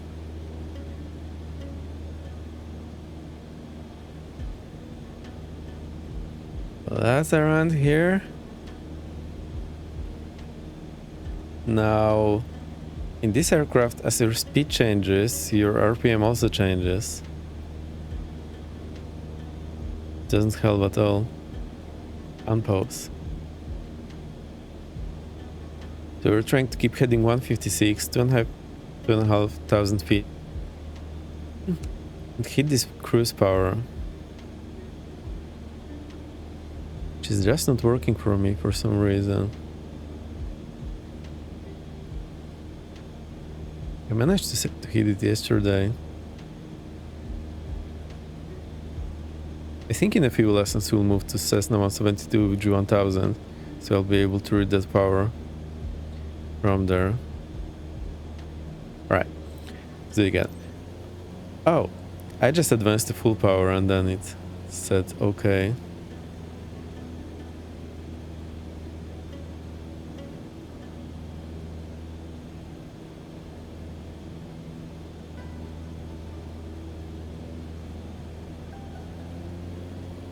To add to your straighten level and turning attitudes, you now have 2 more at your disposal. To climb, we set full power and 7.5 degrees nose up. To descend, set 2000 RPM and nose on the horizon. These pitch and power references will be similar across different aircraft in this class and serve as an excellent starting point for later refinement. Of course, minor corrections along the way are to be expected, but these will become less frequent and smoother with experience and practice. Our calculations were to multiply our speed by 5 to give a vertical speed equivalent to 3 degrees. To level off, slowly return the nose towards straighten level when 10% of your vertical speed from target altitude, leveling off with a 0 vertical speed. Next time we will move forward and combine climbs and descents with turns to solidify your attitude flying and build a solid foundation. The Excellent attitude. performance. Not with this attitude. Oh. It's hard to describe, but it's pretty exhausting, and at some point you're like, I want a break, and there is no break because the plane is going. It's such a weird feeling. So I think what we wanted us to do there is to hit this airspeed. I don't know. To hit this airspeed at somewhat higher power than 2000. So maybe it wasn't looking for the RPM. I think it was looking for the airspeed.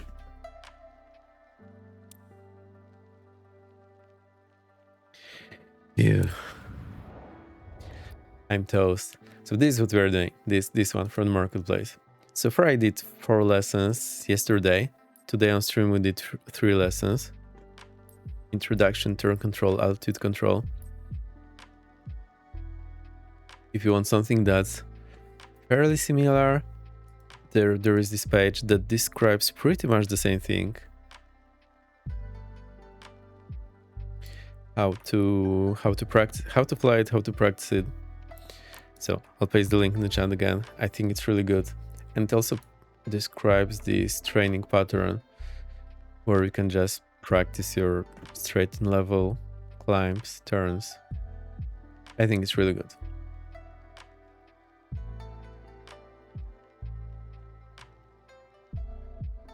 Oh, need a break.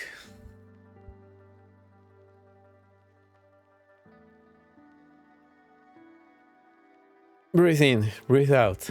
Average Jake. Isner Kali, thank you for the ride again. Thank you. My brain is full now. I'll take this.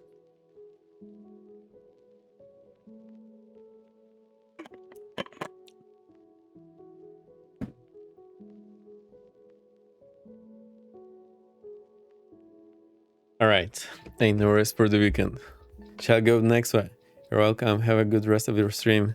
I'll try to do my best. I need to make sure not to overwork myself, not to stream too much today. So I still have some energy to stream in the near future. Don't leave you again for 1 month. I'm sorry. My energy has been inconsistent. Also, the summer is over. I think I don't like summer. It's just too hot. It's too bright. I don't like it. I really like the chill autumn air and the spring air and the darkness and the snow in the winter.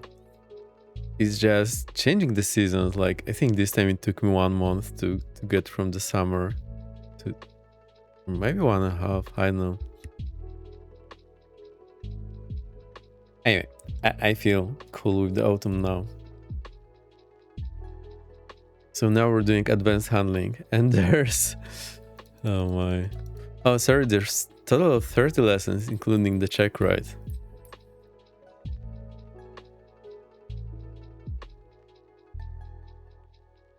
I really like it. I think it teaches really good stuff. It's just... Later on, it's just practice, practice, practice.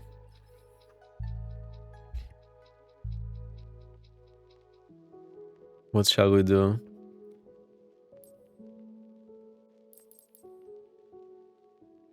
I think we can do one more lesson and then just hop in a plane, a free flight, and do this practice from here.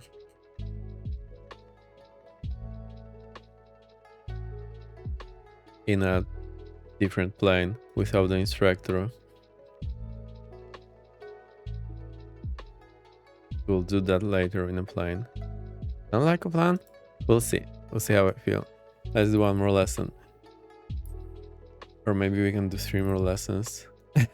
Well, given my current tempo.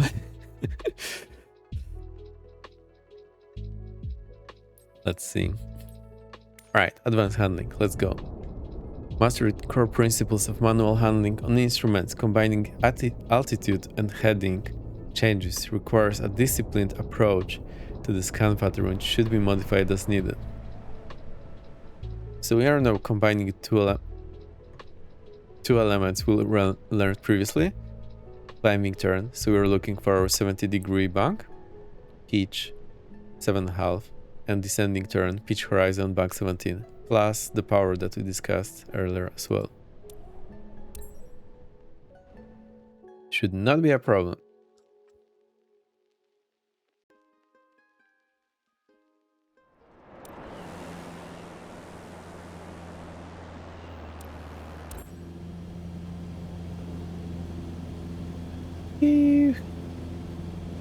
You now have a series of attitude targets that enable you to perform reliable and accurate turns, climbs and descents in isolation. Straight and level, pitch 2.5 degrees and wings level. Turning, 17 degrees of bank for rate 1. Climbing, full power, pitch 7.5 degrees. And to descend, nose on the horizon, 2000 RPM. We will now expand your skill set and combine turns with climbs and descents. You already have all of the attitude targets to achieve this. For a climbing turn, combine the climb and turn attitudes. That's 7.5 degrees nose up, full power, and 17 degrees of bank. We begin at 2,500 feet.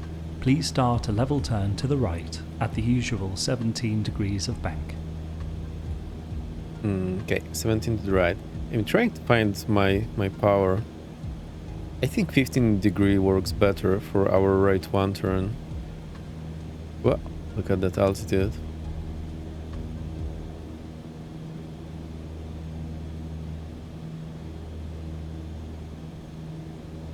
Now keep the bank angle at 17 and apply full power. And raise the nose to the climb attitude of 7.5 degrees. And trim up. We expect the airspeed to settle around 75 knots. Increase your awareness of the ASI as part of the scan and trim as needed. Of course, as our speed reduces, the bank angle needed for a rate 1 turn also reduces, but we'll keep things simple for this lesson.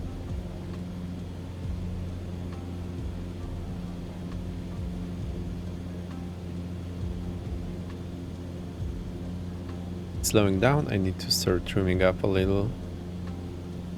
Heading 090. Aim for a rollout heading 090, but continue climbing when we get there. We'll go all the way up to 5,000 feet. All the way. Roll to wings level on heading 090, but keep full power and the climb attitude. Alright, that was a very nice rollout.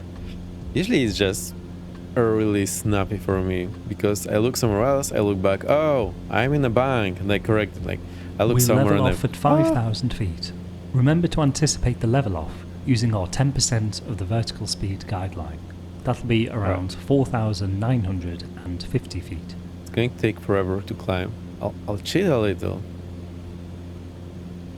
I'll get us in a higher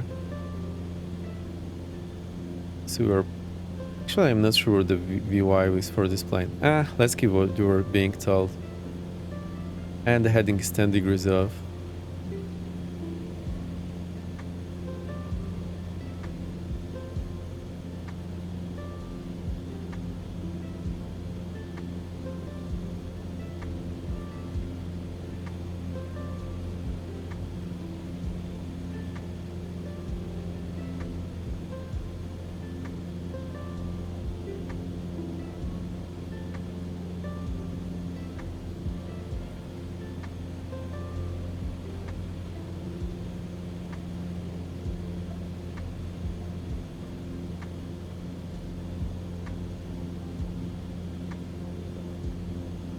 Alright, keeping that scan going. Don't see where I look, maybe.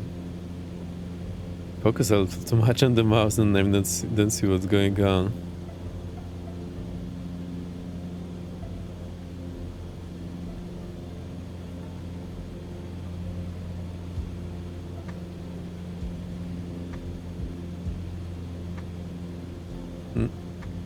Ending sub again.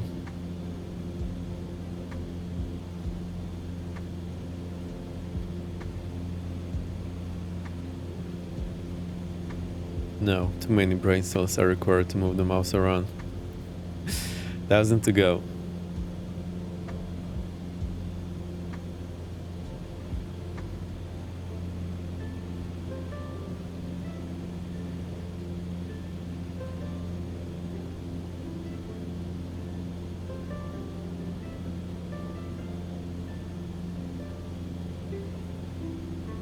The worst part about this is it requires constant focus and you need to keep moving your gaze around the instruments. You can't just focus on the ASI for forever. You leave one out of the scan and it sure as hell is going to deviate from your target. Well, you can leave the vertical speed indicator and turn coordinator out of your scan. Really, those three are what I need most of the time. The airspeed usually works until those rare times where it doesn't, and then you're doomed.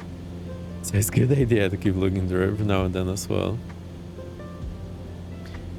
Right, I'm thinking I'm getting better at keeping this mouse on the move. 500 to go.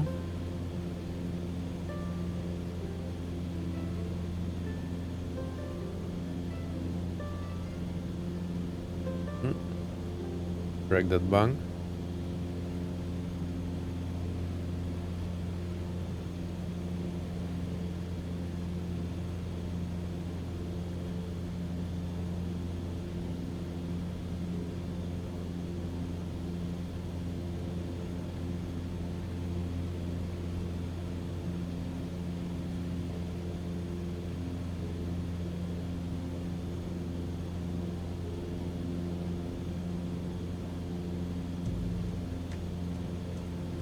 $100 to go.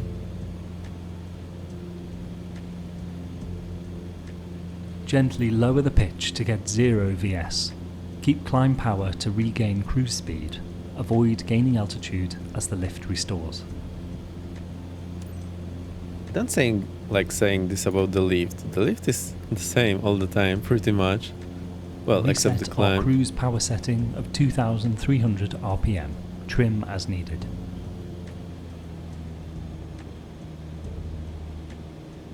Right, my worst enemy again, the cruise power.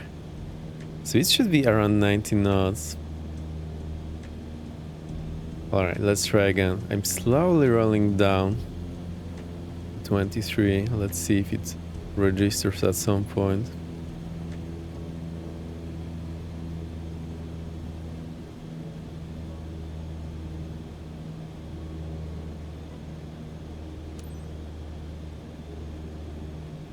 It did. So it's here. Okay.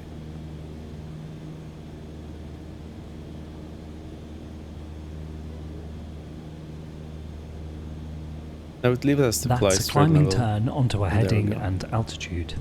See how you can treat pitch and roll in isolation, changing one without having it affect the other. Let's now try going downhill. Lower the nose to the horizon and set 2000 RPM.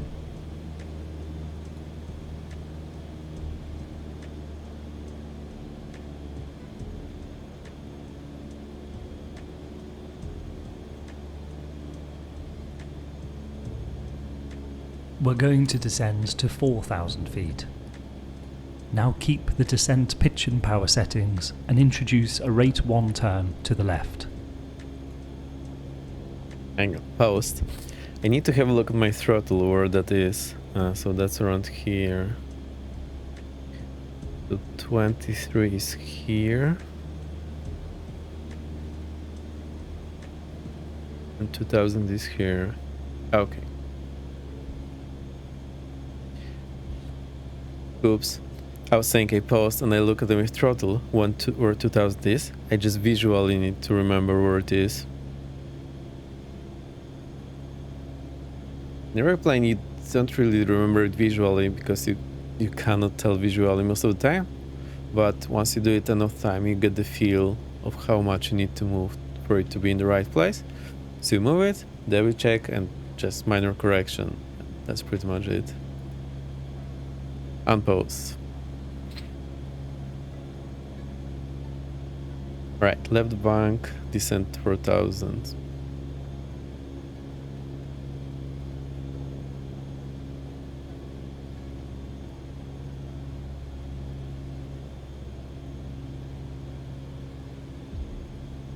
Level off at 4000 feet and roll out on heading 270. Remember as always to anticipate the altitude by 50 feet and the heading by 10 degrees.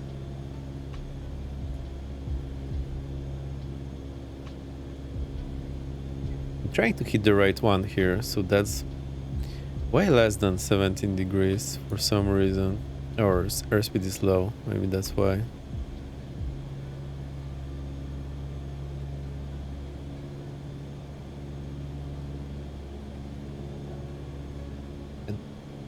Roll Roll out out. on heading 270 and continue down to 4000 feet. You can clearly see it's a little rough. My moves are not as fluent as I wish they would be. But it's working. You're mostly hitting targets, not deviating too much. I think the worst I had today was 10 degree of heading and 100-ish feet of assigned altitude. It's not great, but it's under control. 500 to go.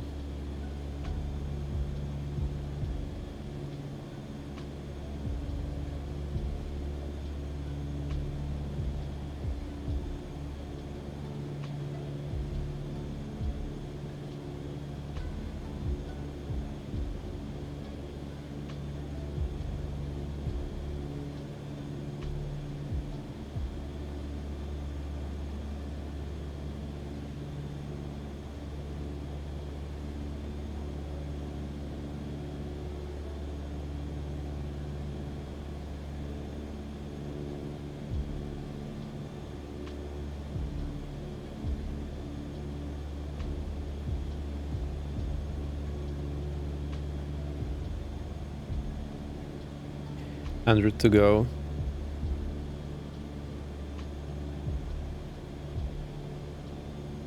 Level off and raise both the power and the pitch angle to their cruise settings.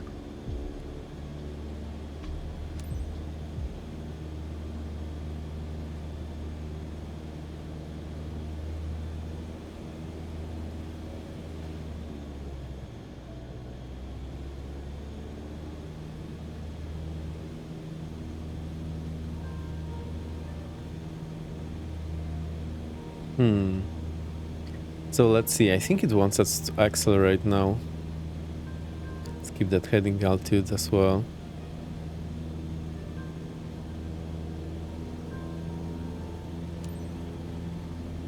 I need it much higher than it's telling me in the lesson, so that's weird.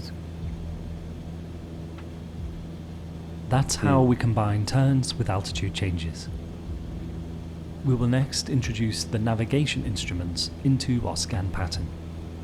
Great flying, well done.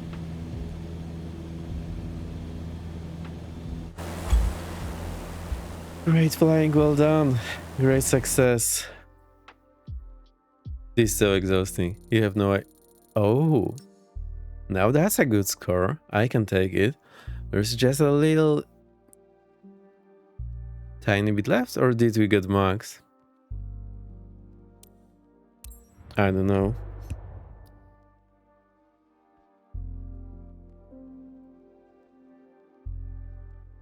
Two. That's 2 hours. Interesting that the timer works now fine, but it wasn't on the previous stream. Oh no, I switched it from the... I switched it from the stream elements because it wasn't working correctly to the Wisebot, which seems to be spot on.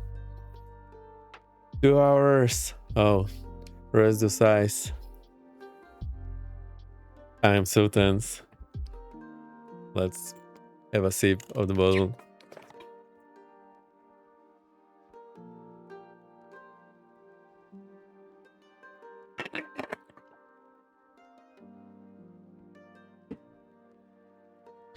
All right, I'm getting into it. We can now do one more lesson, and maybe 2 or 3. Or we'll see. Let's not get ahead of ourselves. I think I finally have an idea where I need my power settings to be on my throttle. At least that's what it's registering as the correct ones.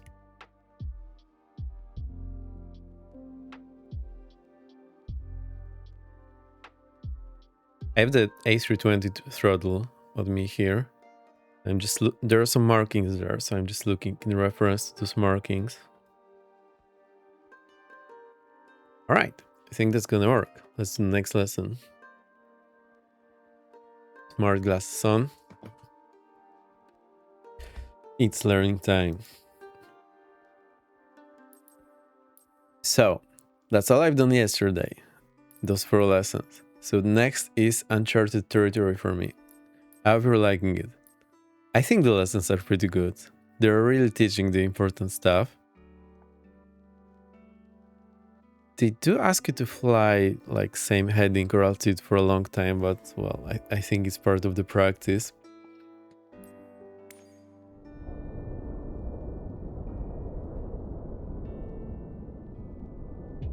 Alright, VR navigation 1.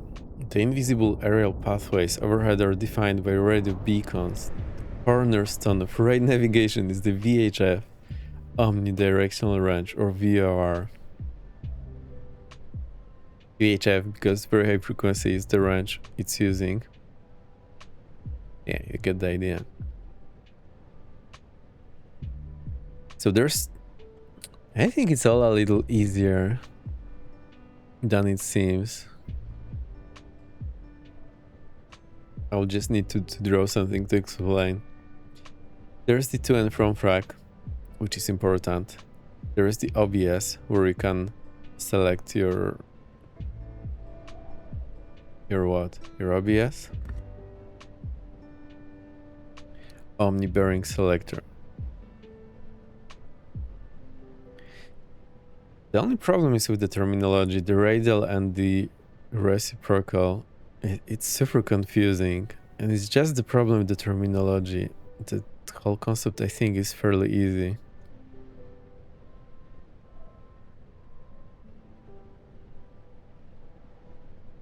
Let's see. I think it gets easier when you fly.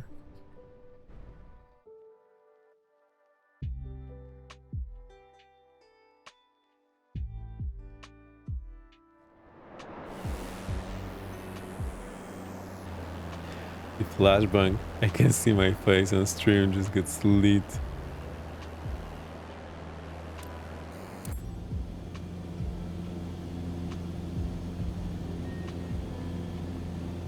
You now have the techniques for the basic handling of the aeroplane on instruments alone. Maintain the straight and level attitude to keep us on heading north and maintain 4,000 feet. We are going to begin to navigate the invisible highways in the sky, using Next lesson, radio VRs. beacons as your guides. We're going to get to grips with a cornerstone of IFR navigation, the VOR.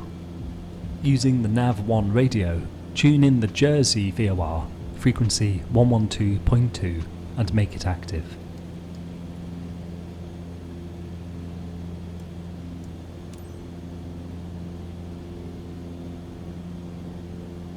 Now turn on the Nav1 audio ident at the top of the radio stack.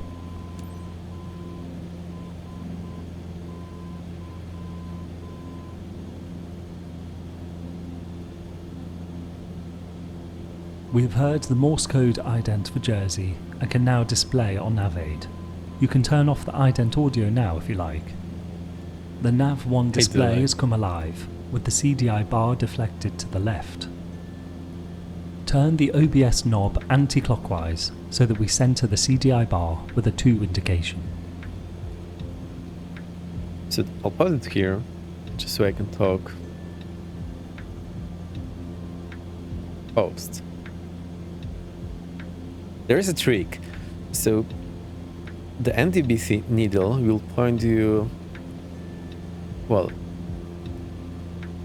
so this is the relative bearing indicator. It will point you to the NDB station where it is relative to the aircraft. Now, but it gets a little more difficult to follow a specific radial outbound or to follow a specific bearing inbound to the station. It's much easier with the CDI needle because it's just much more precise and easy to look, but you need to set the predefined bearing or radial that you want to follow, and more often than not you just tune in the radius, the VOR, and you want to know which direction it is, and usually your OBS will be left in some random spot. So the trick is so we want to find where the VOR is. So you look at your flag to from. So I'm trying to find what OBS setting will center it out. I think it doesn't like pausing. Right, you can restart the lesson if needed. So we're trying to find what heading, well, what course I need to put on this arrow so that the needle is centered and it's indicating 2, which means that is the direction where the station is. So to do that, you need two simple things. If it's from, you choose the bottom part. If it's to, you choose the upper part. If the needle is on the right, you choose the right part. If the needle is on the left, you choose the left part. So bottom right, so it's in this quadrant. So I'll try to put this so somewhere here is what I need to put on the arrow to know where the station is.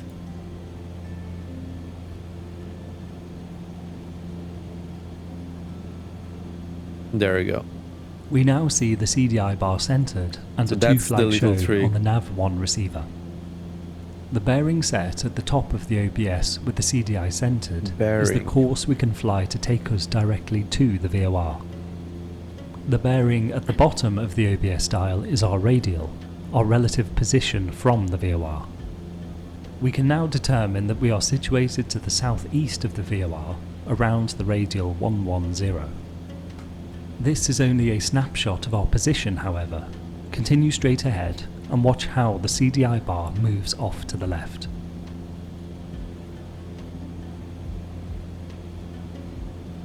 Paused again. So if you have 2 selected, then the tip head of the arrow is the bearing, and that's where the station is, and the tail of the arrow is the radial, so that's from the station. And if we swing it around, The CDI is now far left. To capture the course to the VOR Never set mind. on our OBS, we must fly to the left of that course. let me Turn the OBS again to recenter the CDI bar.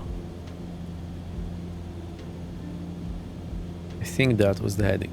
Let's just continue with the lesson. I can maybe do the talking another time.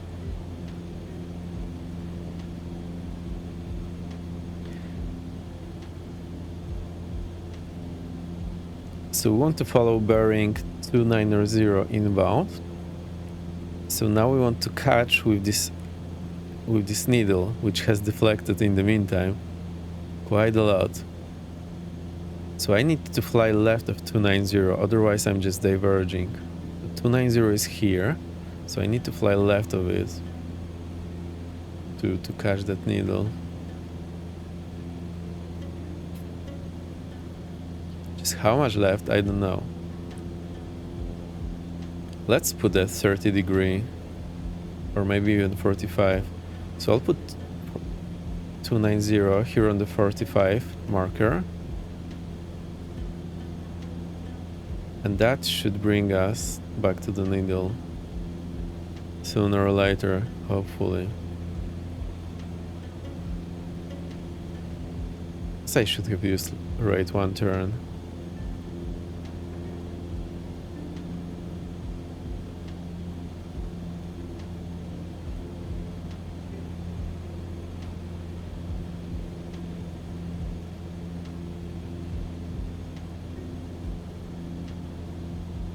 Or do we just need to recenter it like that? Now we have the CDI recentered. That's what they wanted. The OBS gives us a new bearing to fly. Make a left turn at rate 1 to the course set at the top of the OBS. So that's what they wanted to do. So I did the wrong thing. So we need to fly 280. We are now flying the course we have set on the OBS towards the VOR. Remember that when we set the OBS to centre the CDI, this is only a snapshot. Even during our turn, we have covered ground, so our position is slightly different. Recenter the CDI one more time and make a small turn to this new course at the top of the OBS. Now keep the OBS set as it is and make any small corrections needed to fly towards the VOR by keeping the CDI centred. So that's the idea. This will take a few minutes. Use this time to practice the straight and level scan, plus giving attention to the CDI bar following its guidance. For example, if the CDI moves left, we need to fly to the left of our selected course to recapture. If the CDI moves right, fly right. Alright, it's getting a little erratic, my flying here, so I'll try to stabilize it. Focus on the basics. Just keep We're that still a pitch few and bang. minutes away from the VOR, so keep flying straight and level, keeping the CDI in your scan, making small corrections. Remember that radials emanate from the VOR. When we track to the VOR on a radial, our course is the reciprocal of this radial. When flying inbound on a radial, we can convert this radial to a course by adding or subtracting 180 degrees. For example, to fly inbound to the beacon on the radial 090, we would fly a course of 270, similar to what we are currently doing. Or to fly the radial 120 to the VOR, we would fly a course 300. We will look at this more in the next lesson. Continue towards the Jersey VOR. As we near the VOR, we will see that the CDI becomes more sensitive.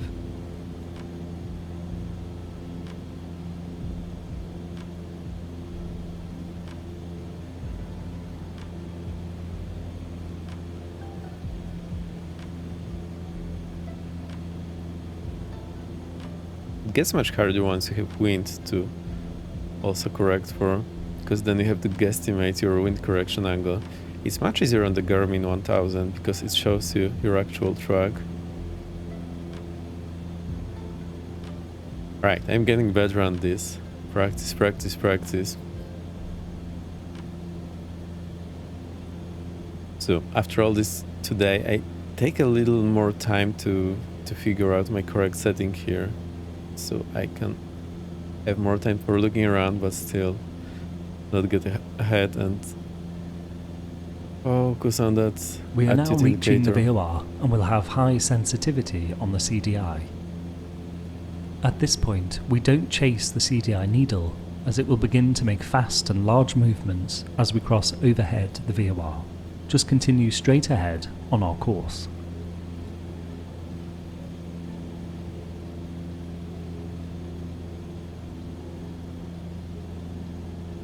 Correcting our heading to match what we have there in the OBS.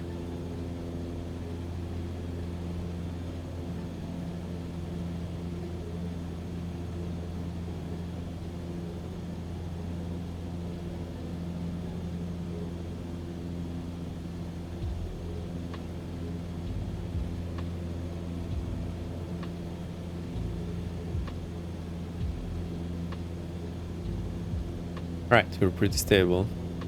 I wonder when we're going to cross this VR. Notice how in the overhead we get large deflections of the CDI and have a period where we have no guidance. There we go. This It is just known goes as away. the cone of confusion. Just maintain our course until we reach the other side and our indications return. Watch as the to flag on the nav1 display changes to a from flag as we pass overhead. Our to from indication has now changed to from, shown by the white triangle pointing down. This means that we are now tracking outbound from the beacon. Continue on this heading, and as we gain some distance from the beacon, the CDI will begin to recenter, after which we can begin to follow its guidance once more. The CDI is starting to become usable again. See how near to the centre it settles, and then smoothly follow its guidance as before.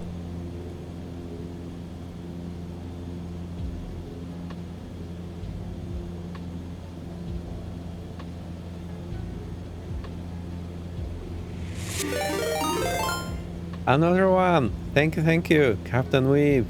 How are you doing? Thank you for the raid. We are learning the IFR here. We're doing this FS Academy Interceptor. I think it's pretty good. So far I haven't had too many issues. Well, I only had one that I had trouble setting the required power. But I think it's really nice because it tells you the important stuff. To focus on your bank and pitch. Have a good scan going. You not too much for referring, but hello. Hello. How's everyone? Continue beyond VR. Alright. So we crossed the VR. We did... Well, that's the first lesson. Hey Weep, what have you been flying? We will now leave this radial. Please make a left turn to heading 180. It's a little exhausting and flying like that all the time. And I mentioned this before, but you basically need sniper level precision. Like this little dot needs to be exactly where it's supposed to be at 2.5 degrees. Like half a degree off and you're toast. It's going wrong way. 180. And we were allowed 10 degree earlier. Continue on this heading for a short while. We're going to gain some distance from the VOR and then practice what we have learned. Nice MR for flying, good to see. Yes, I love practicing. But see, you move it just a tiny touch like that, like this. It's just not touching the line, and the vertical speed goes all over the place. So I think our speed is a little too high. Correct that.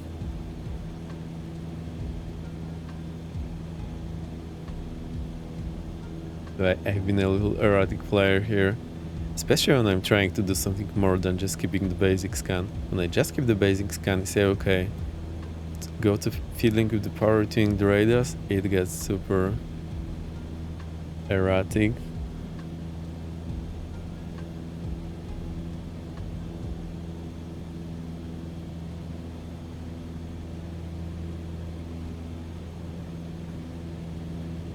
That's how it is in the clouds. You're in a stable and it all throws you. Yeah. We don't even have any turbulence in the wind here, and You can see it's a challenge to keep it.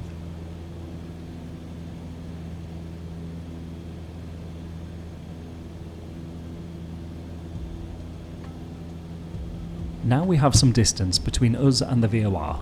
We will now repeat the techniques we have discussed. Turn the OBS knob to centre the CDI with a 2 indication. So again, my trick to know where it is, the 2 from arrow tells you it's in the bottom half and the needle tells you in the right half. So it's somewhere in this quadrant. That's our bearing to the VOR. So somewhere between 010 and 100. So let's get that.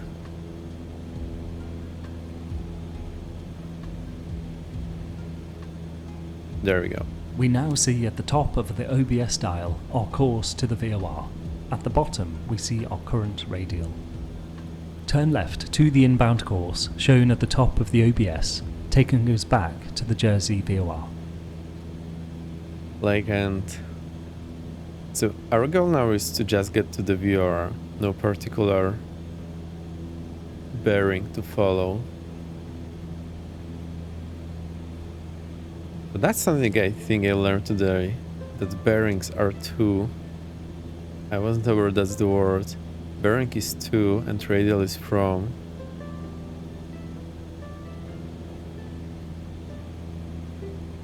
Or I don't know. Now turn the OBS to recenter the CDI as needed and turn to that updated course. So we blew past 050, which you should have stayed on. So now I want to be on Follow the guidance of the CDI once again and fly 038. us overhead Jersey VOR. There we go. And also keep the altitude. I'm staying within the 100 feet today, so I think that meets the examination standard, but it's just on the edge, just barely. So we definitely do need some more practice. Waiting for that needle to recenter. Maybe I need just a few more degrees correction.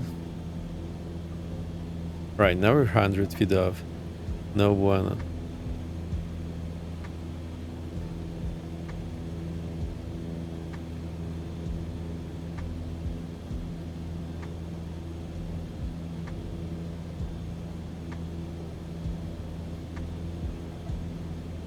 Right, we're on the needle, so let's fix that. 038.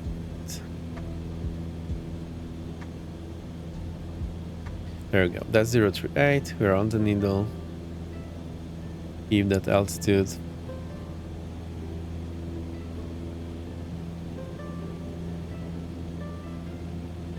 I added just a touch of power so we can keep the 90 knots they wanted us to keep. Right, we need to correct right a bit.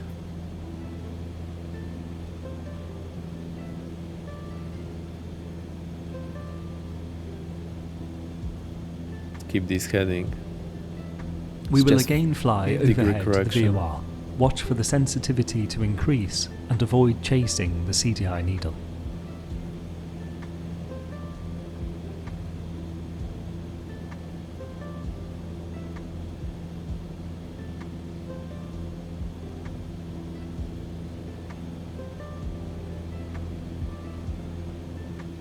Right, so back on our heading, keep that altitude.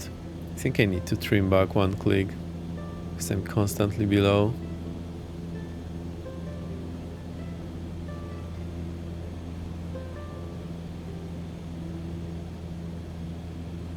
So far so good. I'm enjoying this lesson. It's a nice refresher, and flying skills.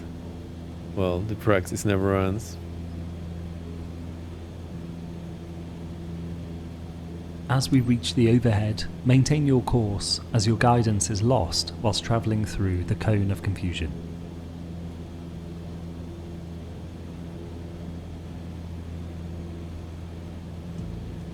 This lost.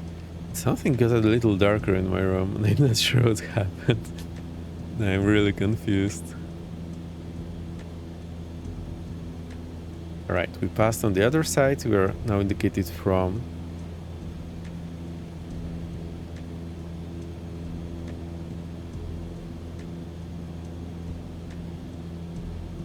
I think radial is simply bearing from, and bearing to is. What's QDM? I need a word.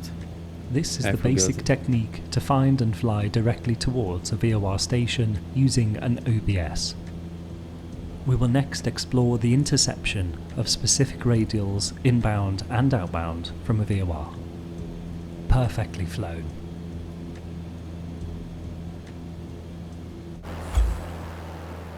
There we go. Oh, it is a little exhausting, not gonna lie. Hey, we got the good score again. It doesn't always give you perfect score. I managed to go below B yesterday.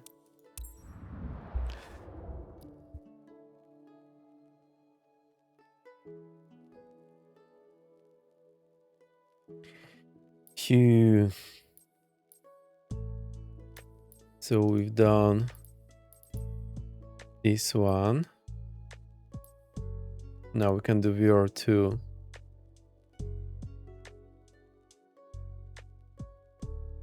Oh jeez, that's a lot. So far so good. So going to the side, I can show you where we are.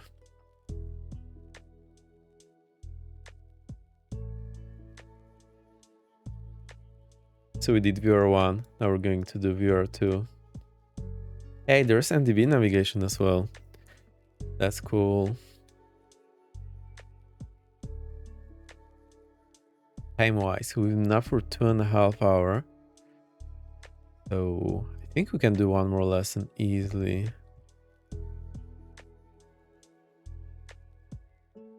This nice mission add-on. Yeah, it's really good. I think they improved from the previous edition. I have much less trouble hitting those conditions, or it's just getting lost. I think it's much better. We'll see. The only one so far was for me hitting those power settings, but that's a minor thing, and well, we always managed to get it in the end. I want to find the word for the QDM. Hang on.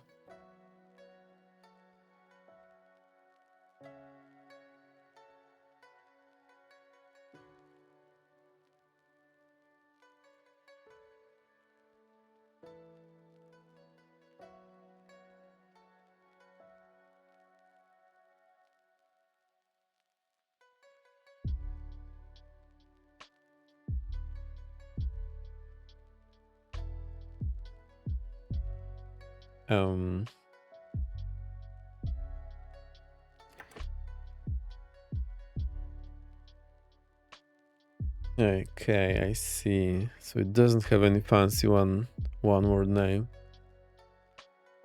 It's dry, but well, it's British. Nicely done. So that's magnetic bearing to a station, and QDR is magnetic bearing from a station. So this is a radial. QDR is radial. Magnetic bearing from a station is a radial. What's a one word for magnetic bearing to a station? I don't know. Maybe it's just bearing.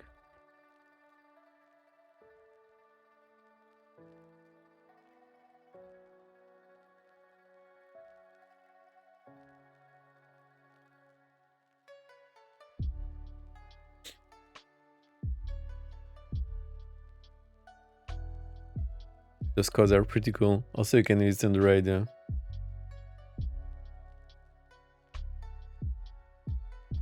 Request QDM, name of station. Request QDR, the name of station, and if they have the information, they will give you. Alright, let's take a sip and we'll be back to it.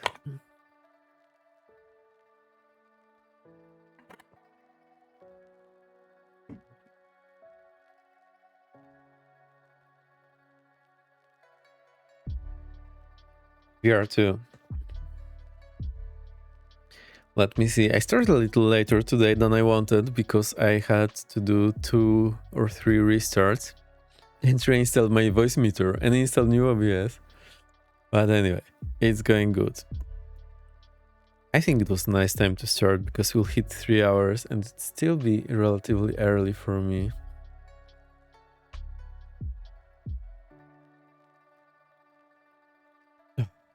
Take a deep breath. Let's go. VR2. Ain't no rest for the wicked. Enhance your VR navigational abilities. As we said, an intercept at 0 radial 2 or from a VR.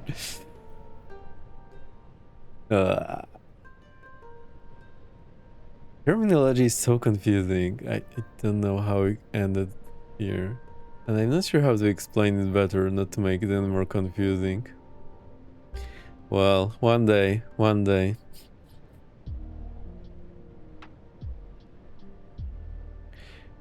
You see, use a lot of mental shortcuts, except in some places we don't. And then that's where the confusion stems from.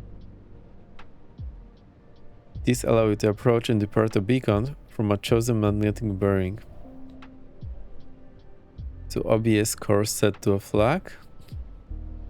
45-degree intercept. GPS superiority. Well. GPS is only good when it works. So... And that has only been a theoretical concern until very recently, and now all of a sudden... Yeah, we are where we are. The thing is, those navates, they are on the ground, so they can be serviced easily. And they have very strong signal. Now GPS is in space, and the signal is very weak. So you see where this is going. Those land-based navates are not going anywhere. No. There are some ideas to make something like land-based GPS alternative. One I saw was Loran E, which is basically a resurrected... Oh, sorry, E-Loran. Resurrected, better version of Loran, which was an old system.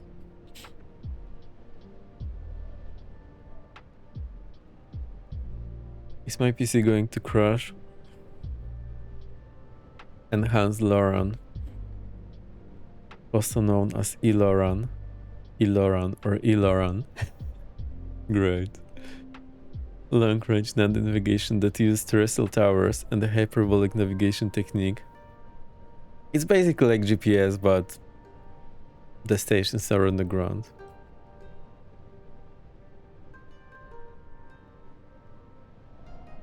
Interest has been renewed by the potential vulnerability of GPS global navigational satellite systems, which include the GPS, Galileo, do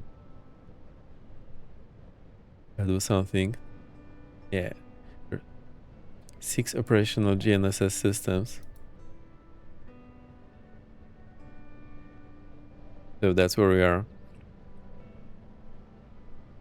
Alright, let's wait till the ads are over and we can start again. This is pretty interesting. I can recommend the read. And with all the trouble GPS has been having due to military interference lately, I really think this is going to kick off sometime soon. Now the good part is we already have all the RNAV framework and all the RNP framework established. So this can just fit in as yet another sensor, and then you can fly the same procedures we have now for RNAV and RNP with a new sensor, which will be great.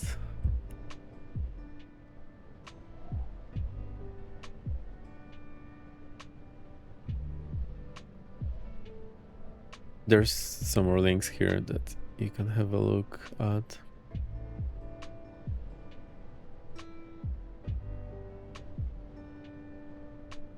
I find it pretty interesting. That is over. Let's go. VR2. Here we come. Ain't no rest for the weekend. We need to fly.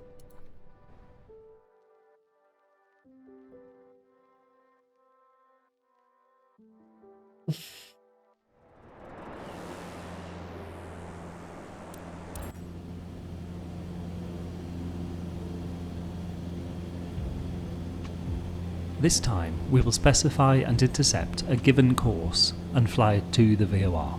Maintain heading and altitude for now. With the OBS system fitted here, we will use simple 45-degree intercept angles as an introduction. Once we move on to modern avionics, we will use a more sophisticated method, but 45 degrees will be sufficient for now. The VOR is tuned and identified. We're going to fly a course of 270 towards it. Turn the OBS knob and set a course of 270 at the top.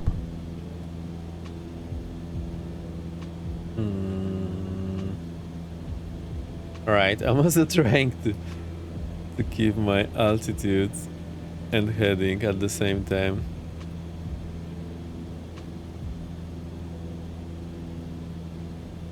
With the OBS set to 270, we see a 2 flag and the CDI deflected to the right.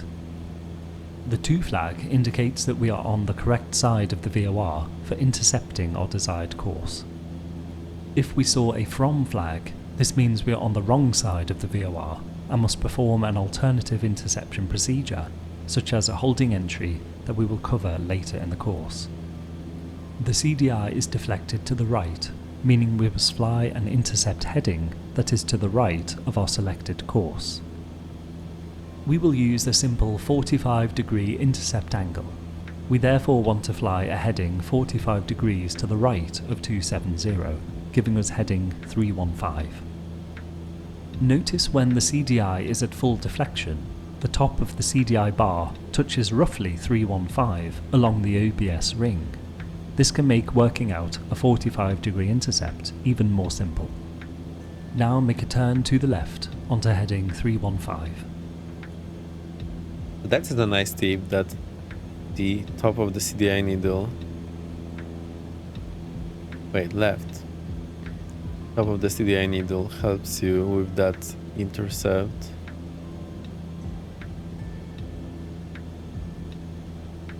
Right, 15-degree bank.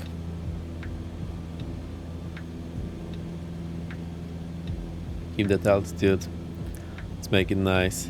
Let's try not to forget what we've learned. Roll out at 10 degree. So the rollout should take like 3 to 5 seconds. That should be smooth. We are now intercepting the course 270 from the left side. Maintain this heading and watch for the CDI to move. We can see the CDI moving towards the centre. Maintain our intercept heading 315.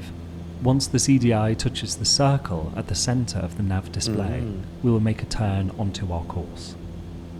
Now turn left at rate 1 to heading 270 to fly our course 270. That's interesting. We've done it only within the last dot. I'm not sure I've heard about this.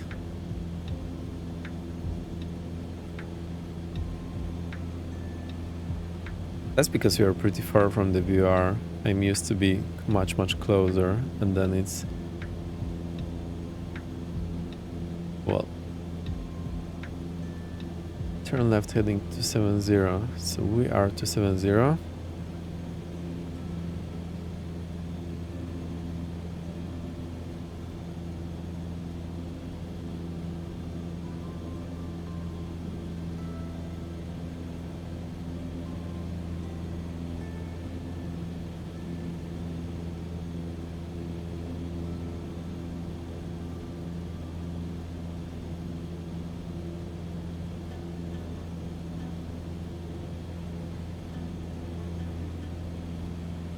I think it wants us to capture that because I started early. I think that's why I haven't captured the needle perfectly. Let's get that needle.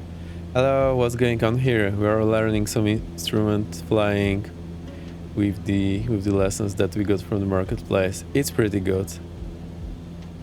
1,000 feet and cloudy. Yes, this is the way.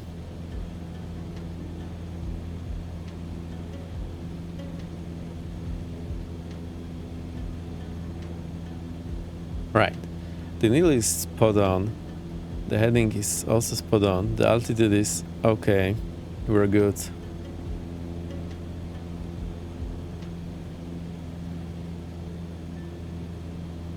Yeah, cloudies. That's the point today. Let's try to keep this needle centered.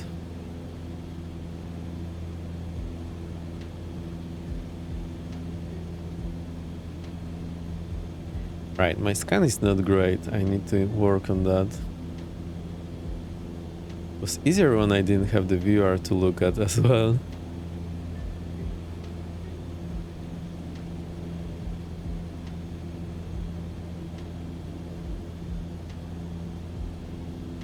A little tip, instead of pushing those down to keep high, just reduce throttle. Not in here. Well, that works for the descent, but for just keeping our flight, we have a target power that we keep, and we just keep our nose. So basically, I need to keep it at 2.5 degrees, so it should be between those two lines, and I get just a little out of, and you can see the altitude going down or up. So that is my primary target over here. Scan develops as you do it more. Well, it tends to, but for me it seems to also degrade as I do it more, because I get better at doing this like without thinking, so I can look all over the place, and most of the time I can keep the parameters I need. But then sometimes it goes off and I have a hard time regaining it because my scan is bad. Well, yeah, the better we do, the more we do it, the more we practice, the better we get. I think it's important just to remember to keep doing it, because I tell you, I forget at some point. I'll be just looking all over, and it's for most of the time it's going great, until it stops going great, and then I'm in trouble.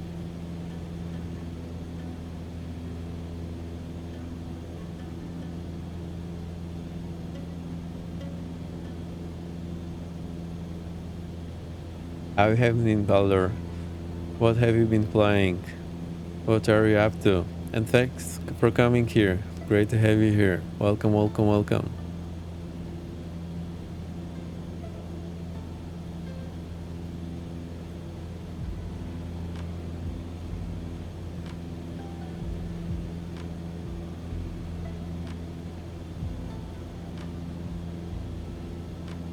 Already trying to say that I can do small altitude corrections with just the power.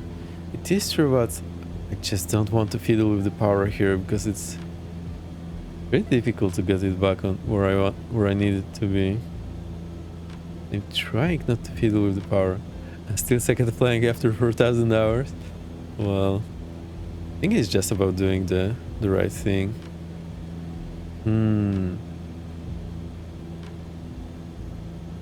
I think I broke the lesson. Oh no, it was going so great. How did that happen? So we flew past the VOR, and it still says turn left heading to 70. Alright, I'll go and restart the lesson.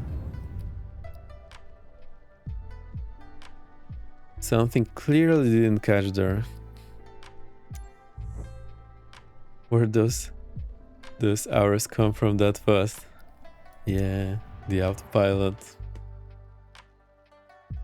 The long hauls. That's first oopsie with me breaking the lesson. Boo. Let's try again. I'll just keep doing what it's telling me to do, because I tend to think too much. This time, we will specify and intercept a given course and fly it to the VOR. Maintain heading and altitude for now. With the OBS system fitted here, we will use simple 45-degree intercept angles as an introduction. Once we move on to modern avionics, we will use a more sophisticated method, but 45 degrees will be sufficient for now.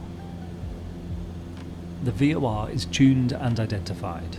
We're going to fly a course of 270 towards it. Turn the OBS knob and set a course of 270 at the top.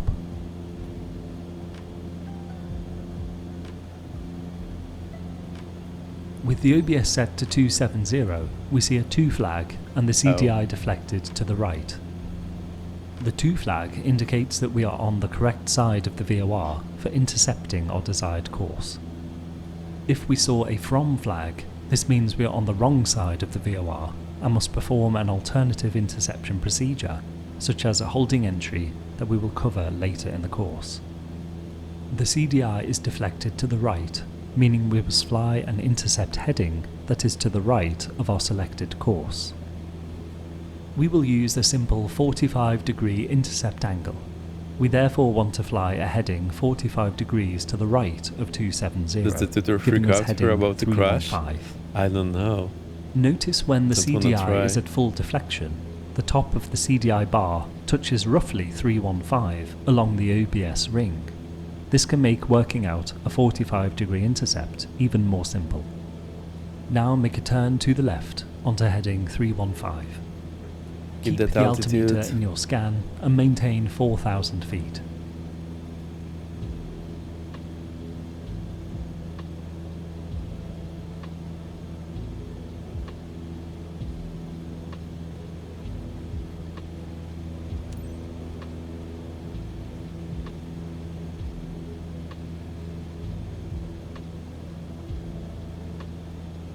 Uh-oh. We are now intercepting the altitude. course 270 from the left side. Maintain this heading and watch for the CDI to move. We can see the It's CDI alive. moving towards the centre. Maintain our intercept heading 315. Once the CDI touches the circle at the centre of the nav display, we will make a turn onto our course.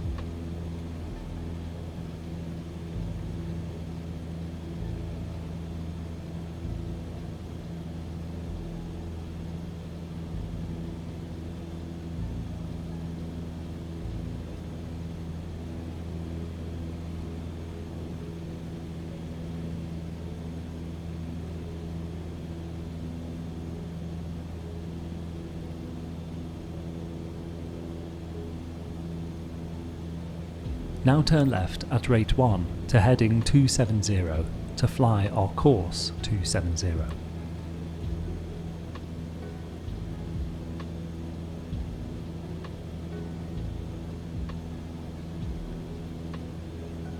There's our heading 270 matching our course 270. Much better. Make any corrections needed to centre the CDI. We are tracking our course 270 to the VOR with the CDI centred. Keep the CDI in the middle, making small heading adjustments in the direction of deflection as needed.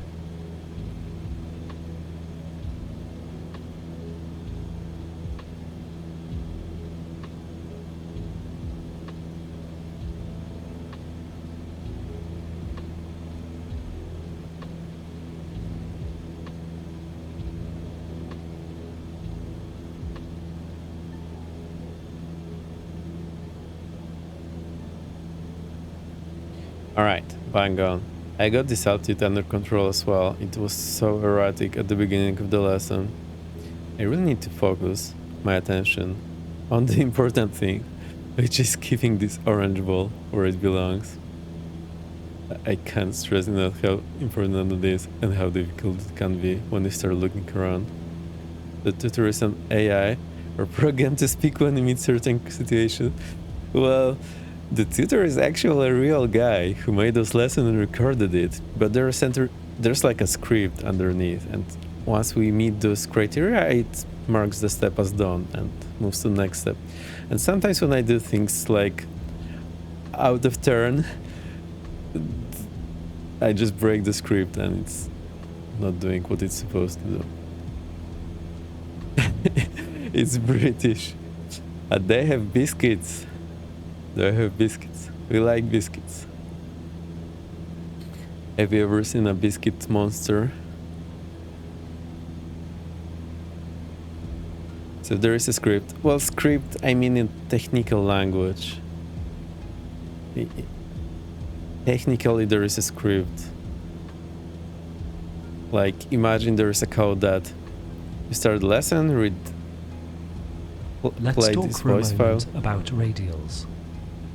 As the name suggests, radials radiate out from the A beacon. biscuit monster, yes. Remember how the bottom of the OBS displays are current radial when the CDI is centered with a 2 flag. As we fly towards the VOR on course 270, 090 is shown at the bottom of the OBS. We are therefore currently on the radial 090. Remember that a radial is independent of our heading. It is a relative bearing from the VOR. To fly the radial 090 from the VOR, we would have course 090 set, and the nav display would show a from flag. But as we are flying the radial 090 to the VOR, we have the 180-degree reciprocal course set, course 270. This is an important point. To fly a radial towards a nav aid, we set the reciprocal course. Alright, I think that was all explained. So the radial is always the from Make a bearing. small heading adjustment to the right, towards the CDI bar.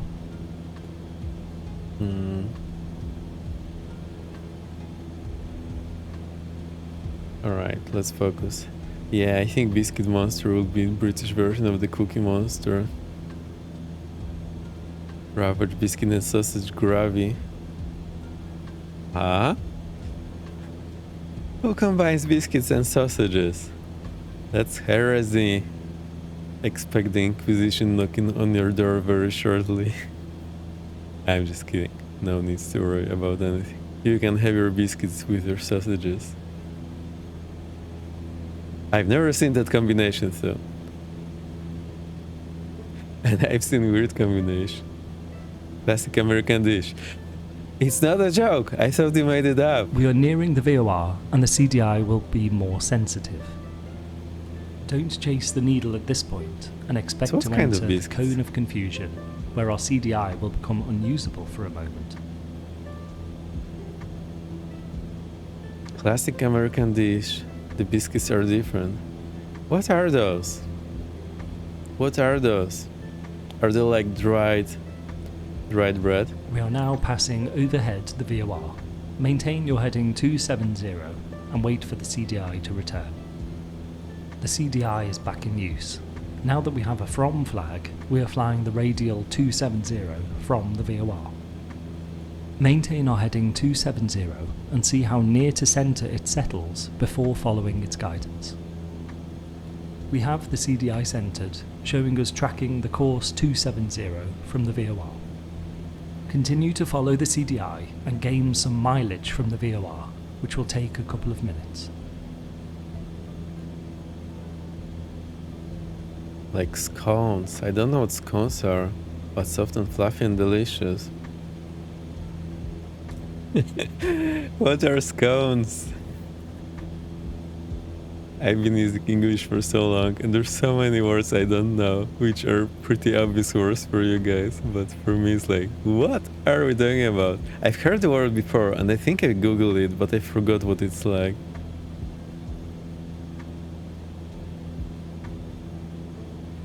But I've had proper Sunday roast and it's been amazing. I've been treated. Thank you for treating me. That was awesome. I really enjoyed it.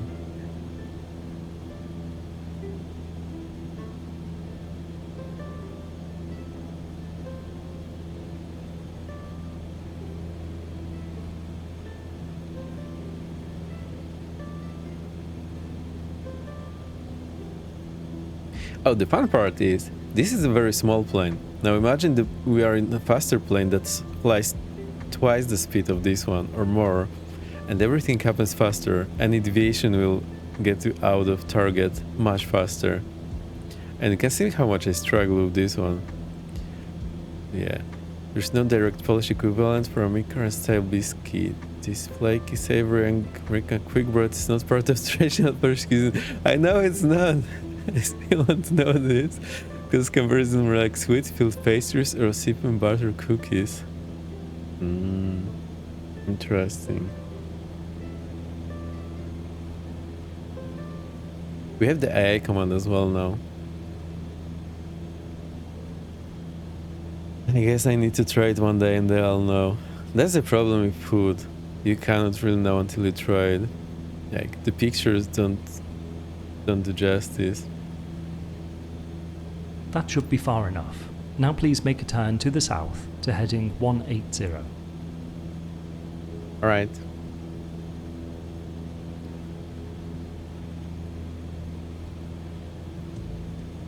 Alright, I'm getting a little better. I'm paying way more attention to keeping that ball between the two lines. And that's definitely helping me keep the altitude where it's supposed to be.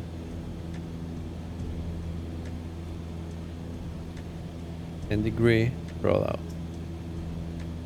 Now continue on heading 180 for a few minutes. We are setting up for a second interception. So it's basically trying to reposition us. So we can try to intercept some different radar. Cross the German meat jam around. Meat jam. I love this labor case. And I had no idea it's made of liver. I mean, the name pretty much gives it away. But I still couldn't believe it, even though I've been learning German and I know the word for the liver. And it doesn't take anything like other liver dishes I had. Like, I really dislike the normal liver dish. But the liver case, it just tastes like sausage. I don't know why. It's so good. As long as you get it like warm and on a roll.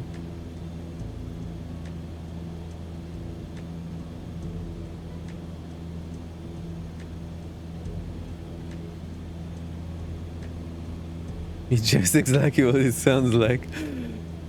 I see.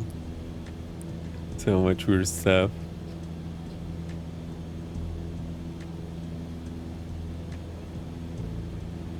Now we will try another radial to intercept, the radial 210 to the VOR. As we discussed earlier, to fly a radial to a navade, we set the reciprocal as our course. Therefore, we set the reciprocal of radial 210 as our OBS course.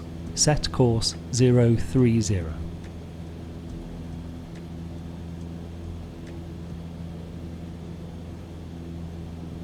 So we're setting 210 at the bottom. That's other way to phrase it. We now have course 030 set on our OBS. This gives us a 2 flag, showing we're on the correct side of the VOR to perform the intercept. We have the CDI bar deflected to the right. We will therefore perform an intercept by flying a heading 45 degrees to the right of course 030. Again, with the CDI fully right, the bar touches roughly 075 on the OBS ring, suggesting an intercept heading. Turn left to heading 075. So we are going toward the end of the bar is here, so that's 075. So we don't need to do any math to know the right heading to go to. I think that's really clever that you can just look there and read out the correct heading without doing any math. It's worm jam. I mean, worm jam sounds good. Not a meat jam. Never had it unless it's pumpkins. I see.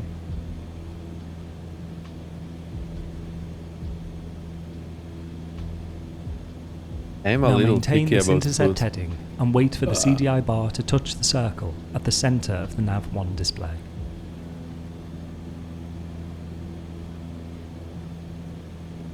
Overshoot the heading, so it's a very, very quick save there. Me just rolling out very quickly.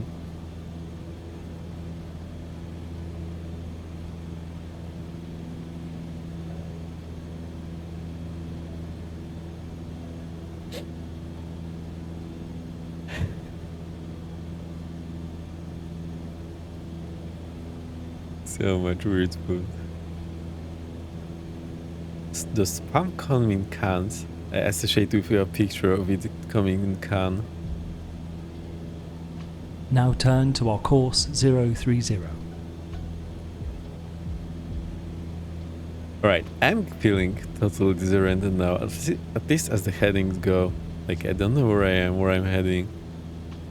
So I need to keep thinking and looking at those numbers. Now that we are established on heading 030, make any heading corrections to centre the CDI. We are tracking our course 030 to the VOR with the CDI centred. Make small corrections to keep the CDI in the middle, turning towards it if deflection occurs. 333. This time we're going to leave the VOR on another radial. This will be radial 090. As soon as we are near to the VOR, as evidenced by a fast swing of the CDI or entering the cone of confusion, turn right to heading 090. I'll let you know when to do this.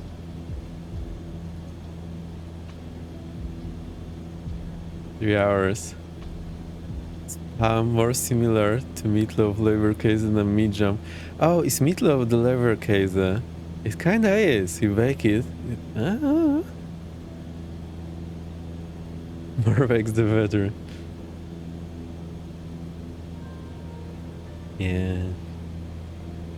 I just don't want to overdo it because I know what happens next. I overdo it, I'm very excited, I did so much, and then I don't have energy to do it for next half year. So let's not go there.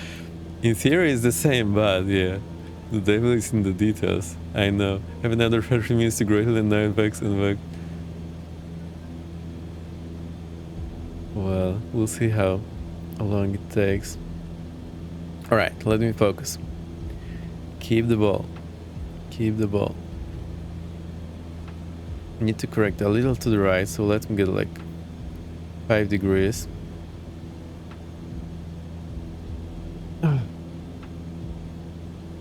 I like real meat. Americans don't like real meat. I think they do. I mean, as long as you get a good one. It is raw. Oh, we do have a raw meat dish here. It's called tatar. I'm not sure what's the English name. Maybe it's also tatar. Don't mistake it with the tatar sauce or the actual tatar, which is a person.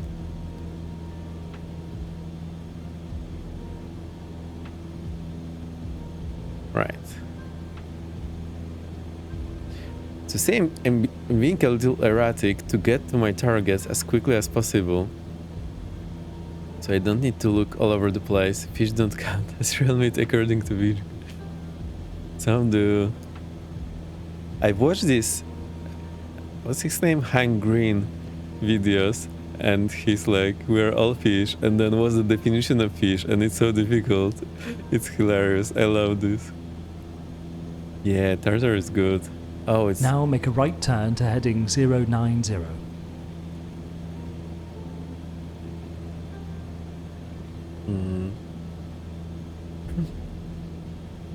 Have we passed the station? No, we're just close to the station. Oh, I just knew we were close to the station before the CDI started moving. Like no tomorrow. We just go to 090 as our best guess. And then once we get a little further, we'll correct from there. Now that we have turned to our outbound radial 090, set this as our course on the OBS. We will be flying the radial from the VOR, so we simply set the radial as our course, without using its reciprocal. Maintain heading 090 and allow the CDI to settle. Now follow the CDI guidance with small heading corrections to centre the CDI, flying course 090. Make a small heading correction to centre the CDI.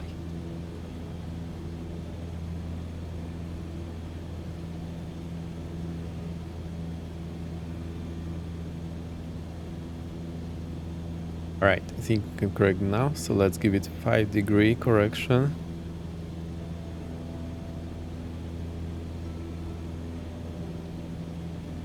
Don't know why it can't trim it perfectly. The ice moving.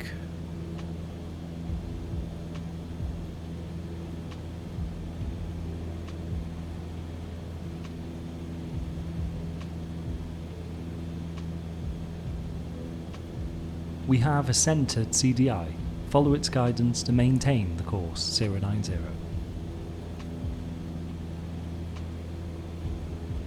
So the takeaway here is that the radial is by definition the bearing from You the now station. have some valuable experience with VOR navigation. Let's review what we have covered.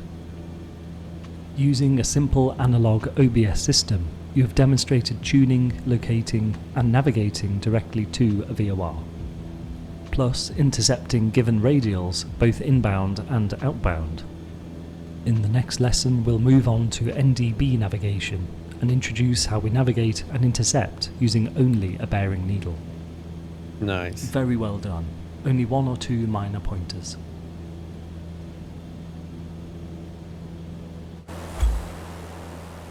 We're done. Right. I quite enjoyed it. We only killed the lesson once. So that's see, don't always give me perfect score.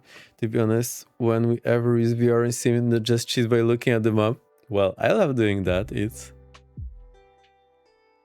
cool, and the navigation sounds challenging. It is and it isn't. Like, on one hand, the instrument is just easier to read, so you have a much better idea of what's going on. But the problem is with the precision and with keeping it where it needs to be. So it's much easier to understand what's going on, but it's much harder to keep it where it's supposed to be. And with the VR, it's the other way around. It's much easier to keep it precisely where it needs to be, but it's often difficult to get an idea of what's going on and what is where. Use VR in JA1, I wouldn't be that snippy. Well, that's what those lessons are here for, I think. It just comes with practice and some training. All right, 3 hours are up. I'm forward. We've done 6 lessons. It was cool. So the next time, I'm not paying for a tutorial. Well, that's fine because you can get the tutorial from here. I don't think if they have like more lessons, they have only just have this basic IFR.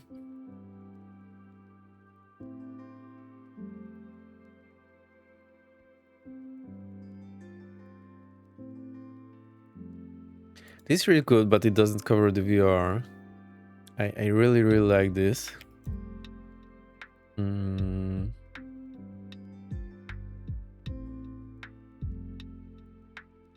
I think it's just a sample. But that's one thing. And the other thing is, hang on, let me find it.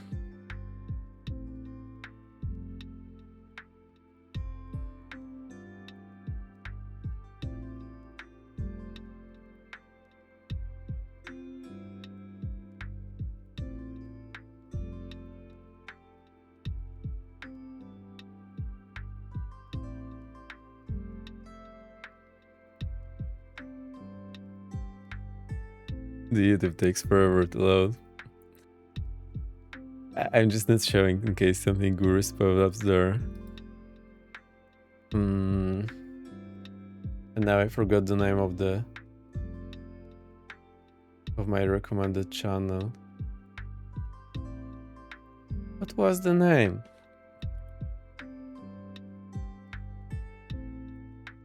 I literally forgot it.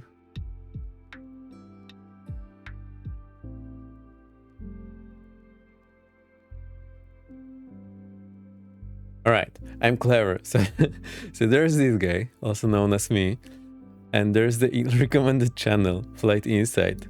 They have a lot of good explanations, tutorials, everything. I highly recommend this channel. They have really a ton of good stuff there.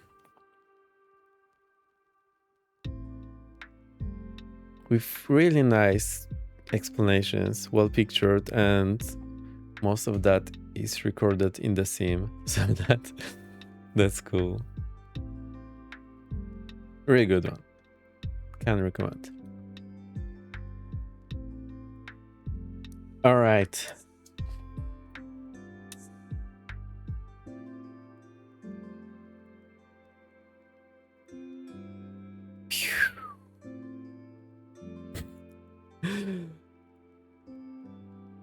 I'm so exhausted.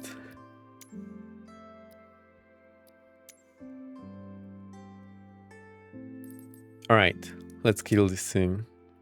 It's been too long. Huh? Where's the exit?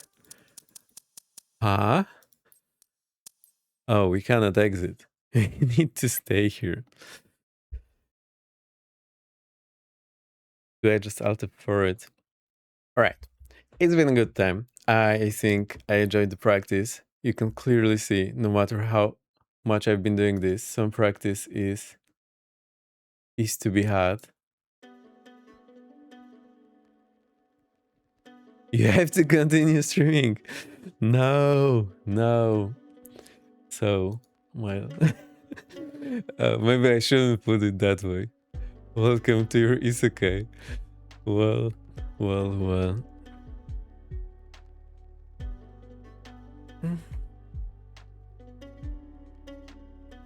I'm trying, whenever I'm in chat, I'm trying to trick someone into saying, you know what Cessna 172 looks like.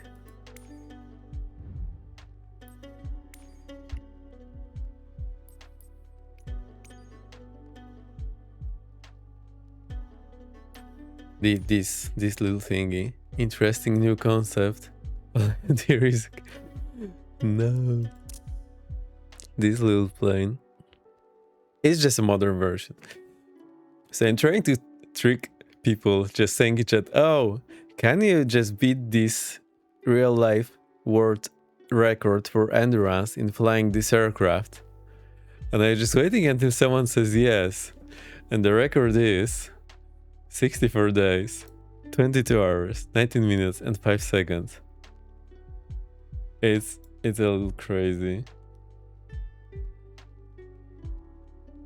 There's even a picture here.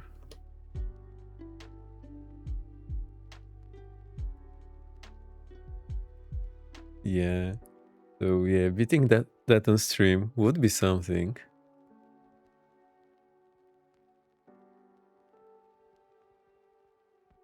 Basically, that's how they refueled it from a truck. They also serviced it on the go, like here. Yeah, and they also did some basic bathing and whatnot in a similar fashion. Interesting. I'm pretty sure, if I remember correctly from reading about this, those kind of attempts have been banned after this one.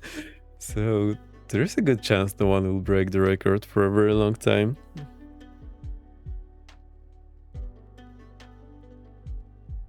Good stuff. All right, let's see who's up there, who we can ride. That's some crazy trick flying. Yeah, it is.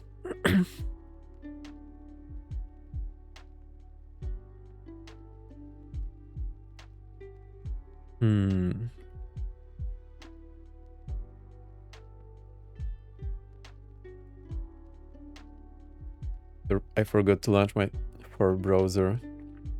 I hope it's not going to kill the system when I launch it.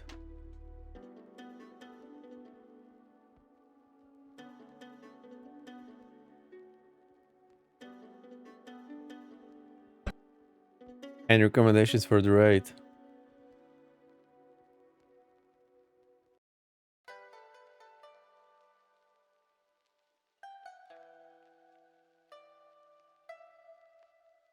Let me see who's up.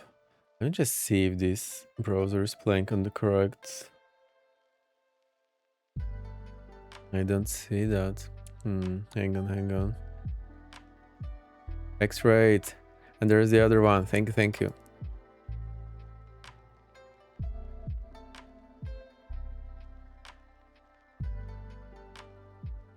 We have Spy. We have Conti. We have Teuton. Alright, Teuton this. I think we haven't raided Teuton in a very long time. Or never. So let me see. Next plane should be on the line. Next plane. So is the Teuton now coming through the correct thingy?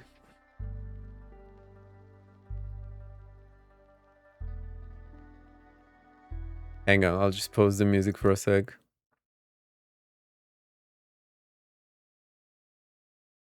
No, Teuton is not coming through the correct thingy. Right. I'll fiddle with this later. We also have the subrate.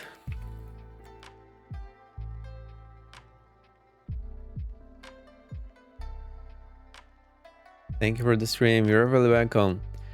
Thank you for all the rights. OG, thank you for gifting those subs. That's very nice of you. I do appreciate it.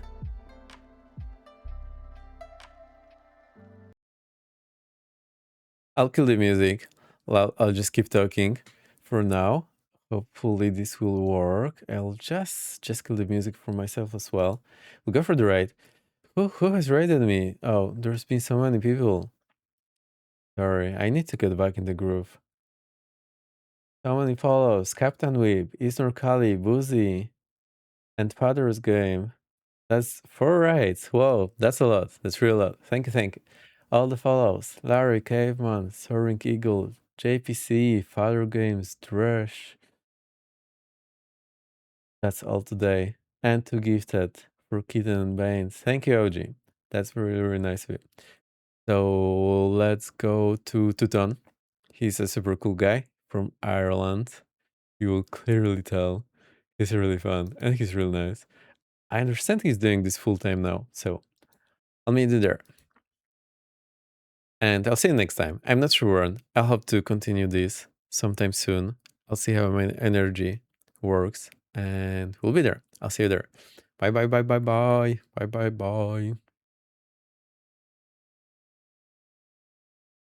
Let's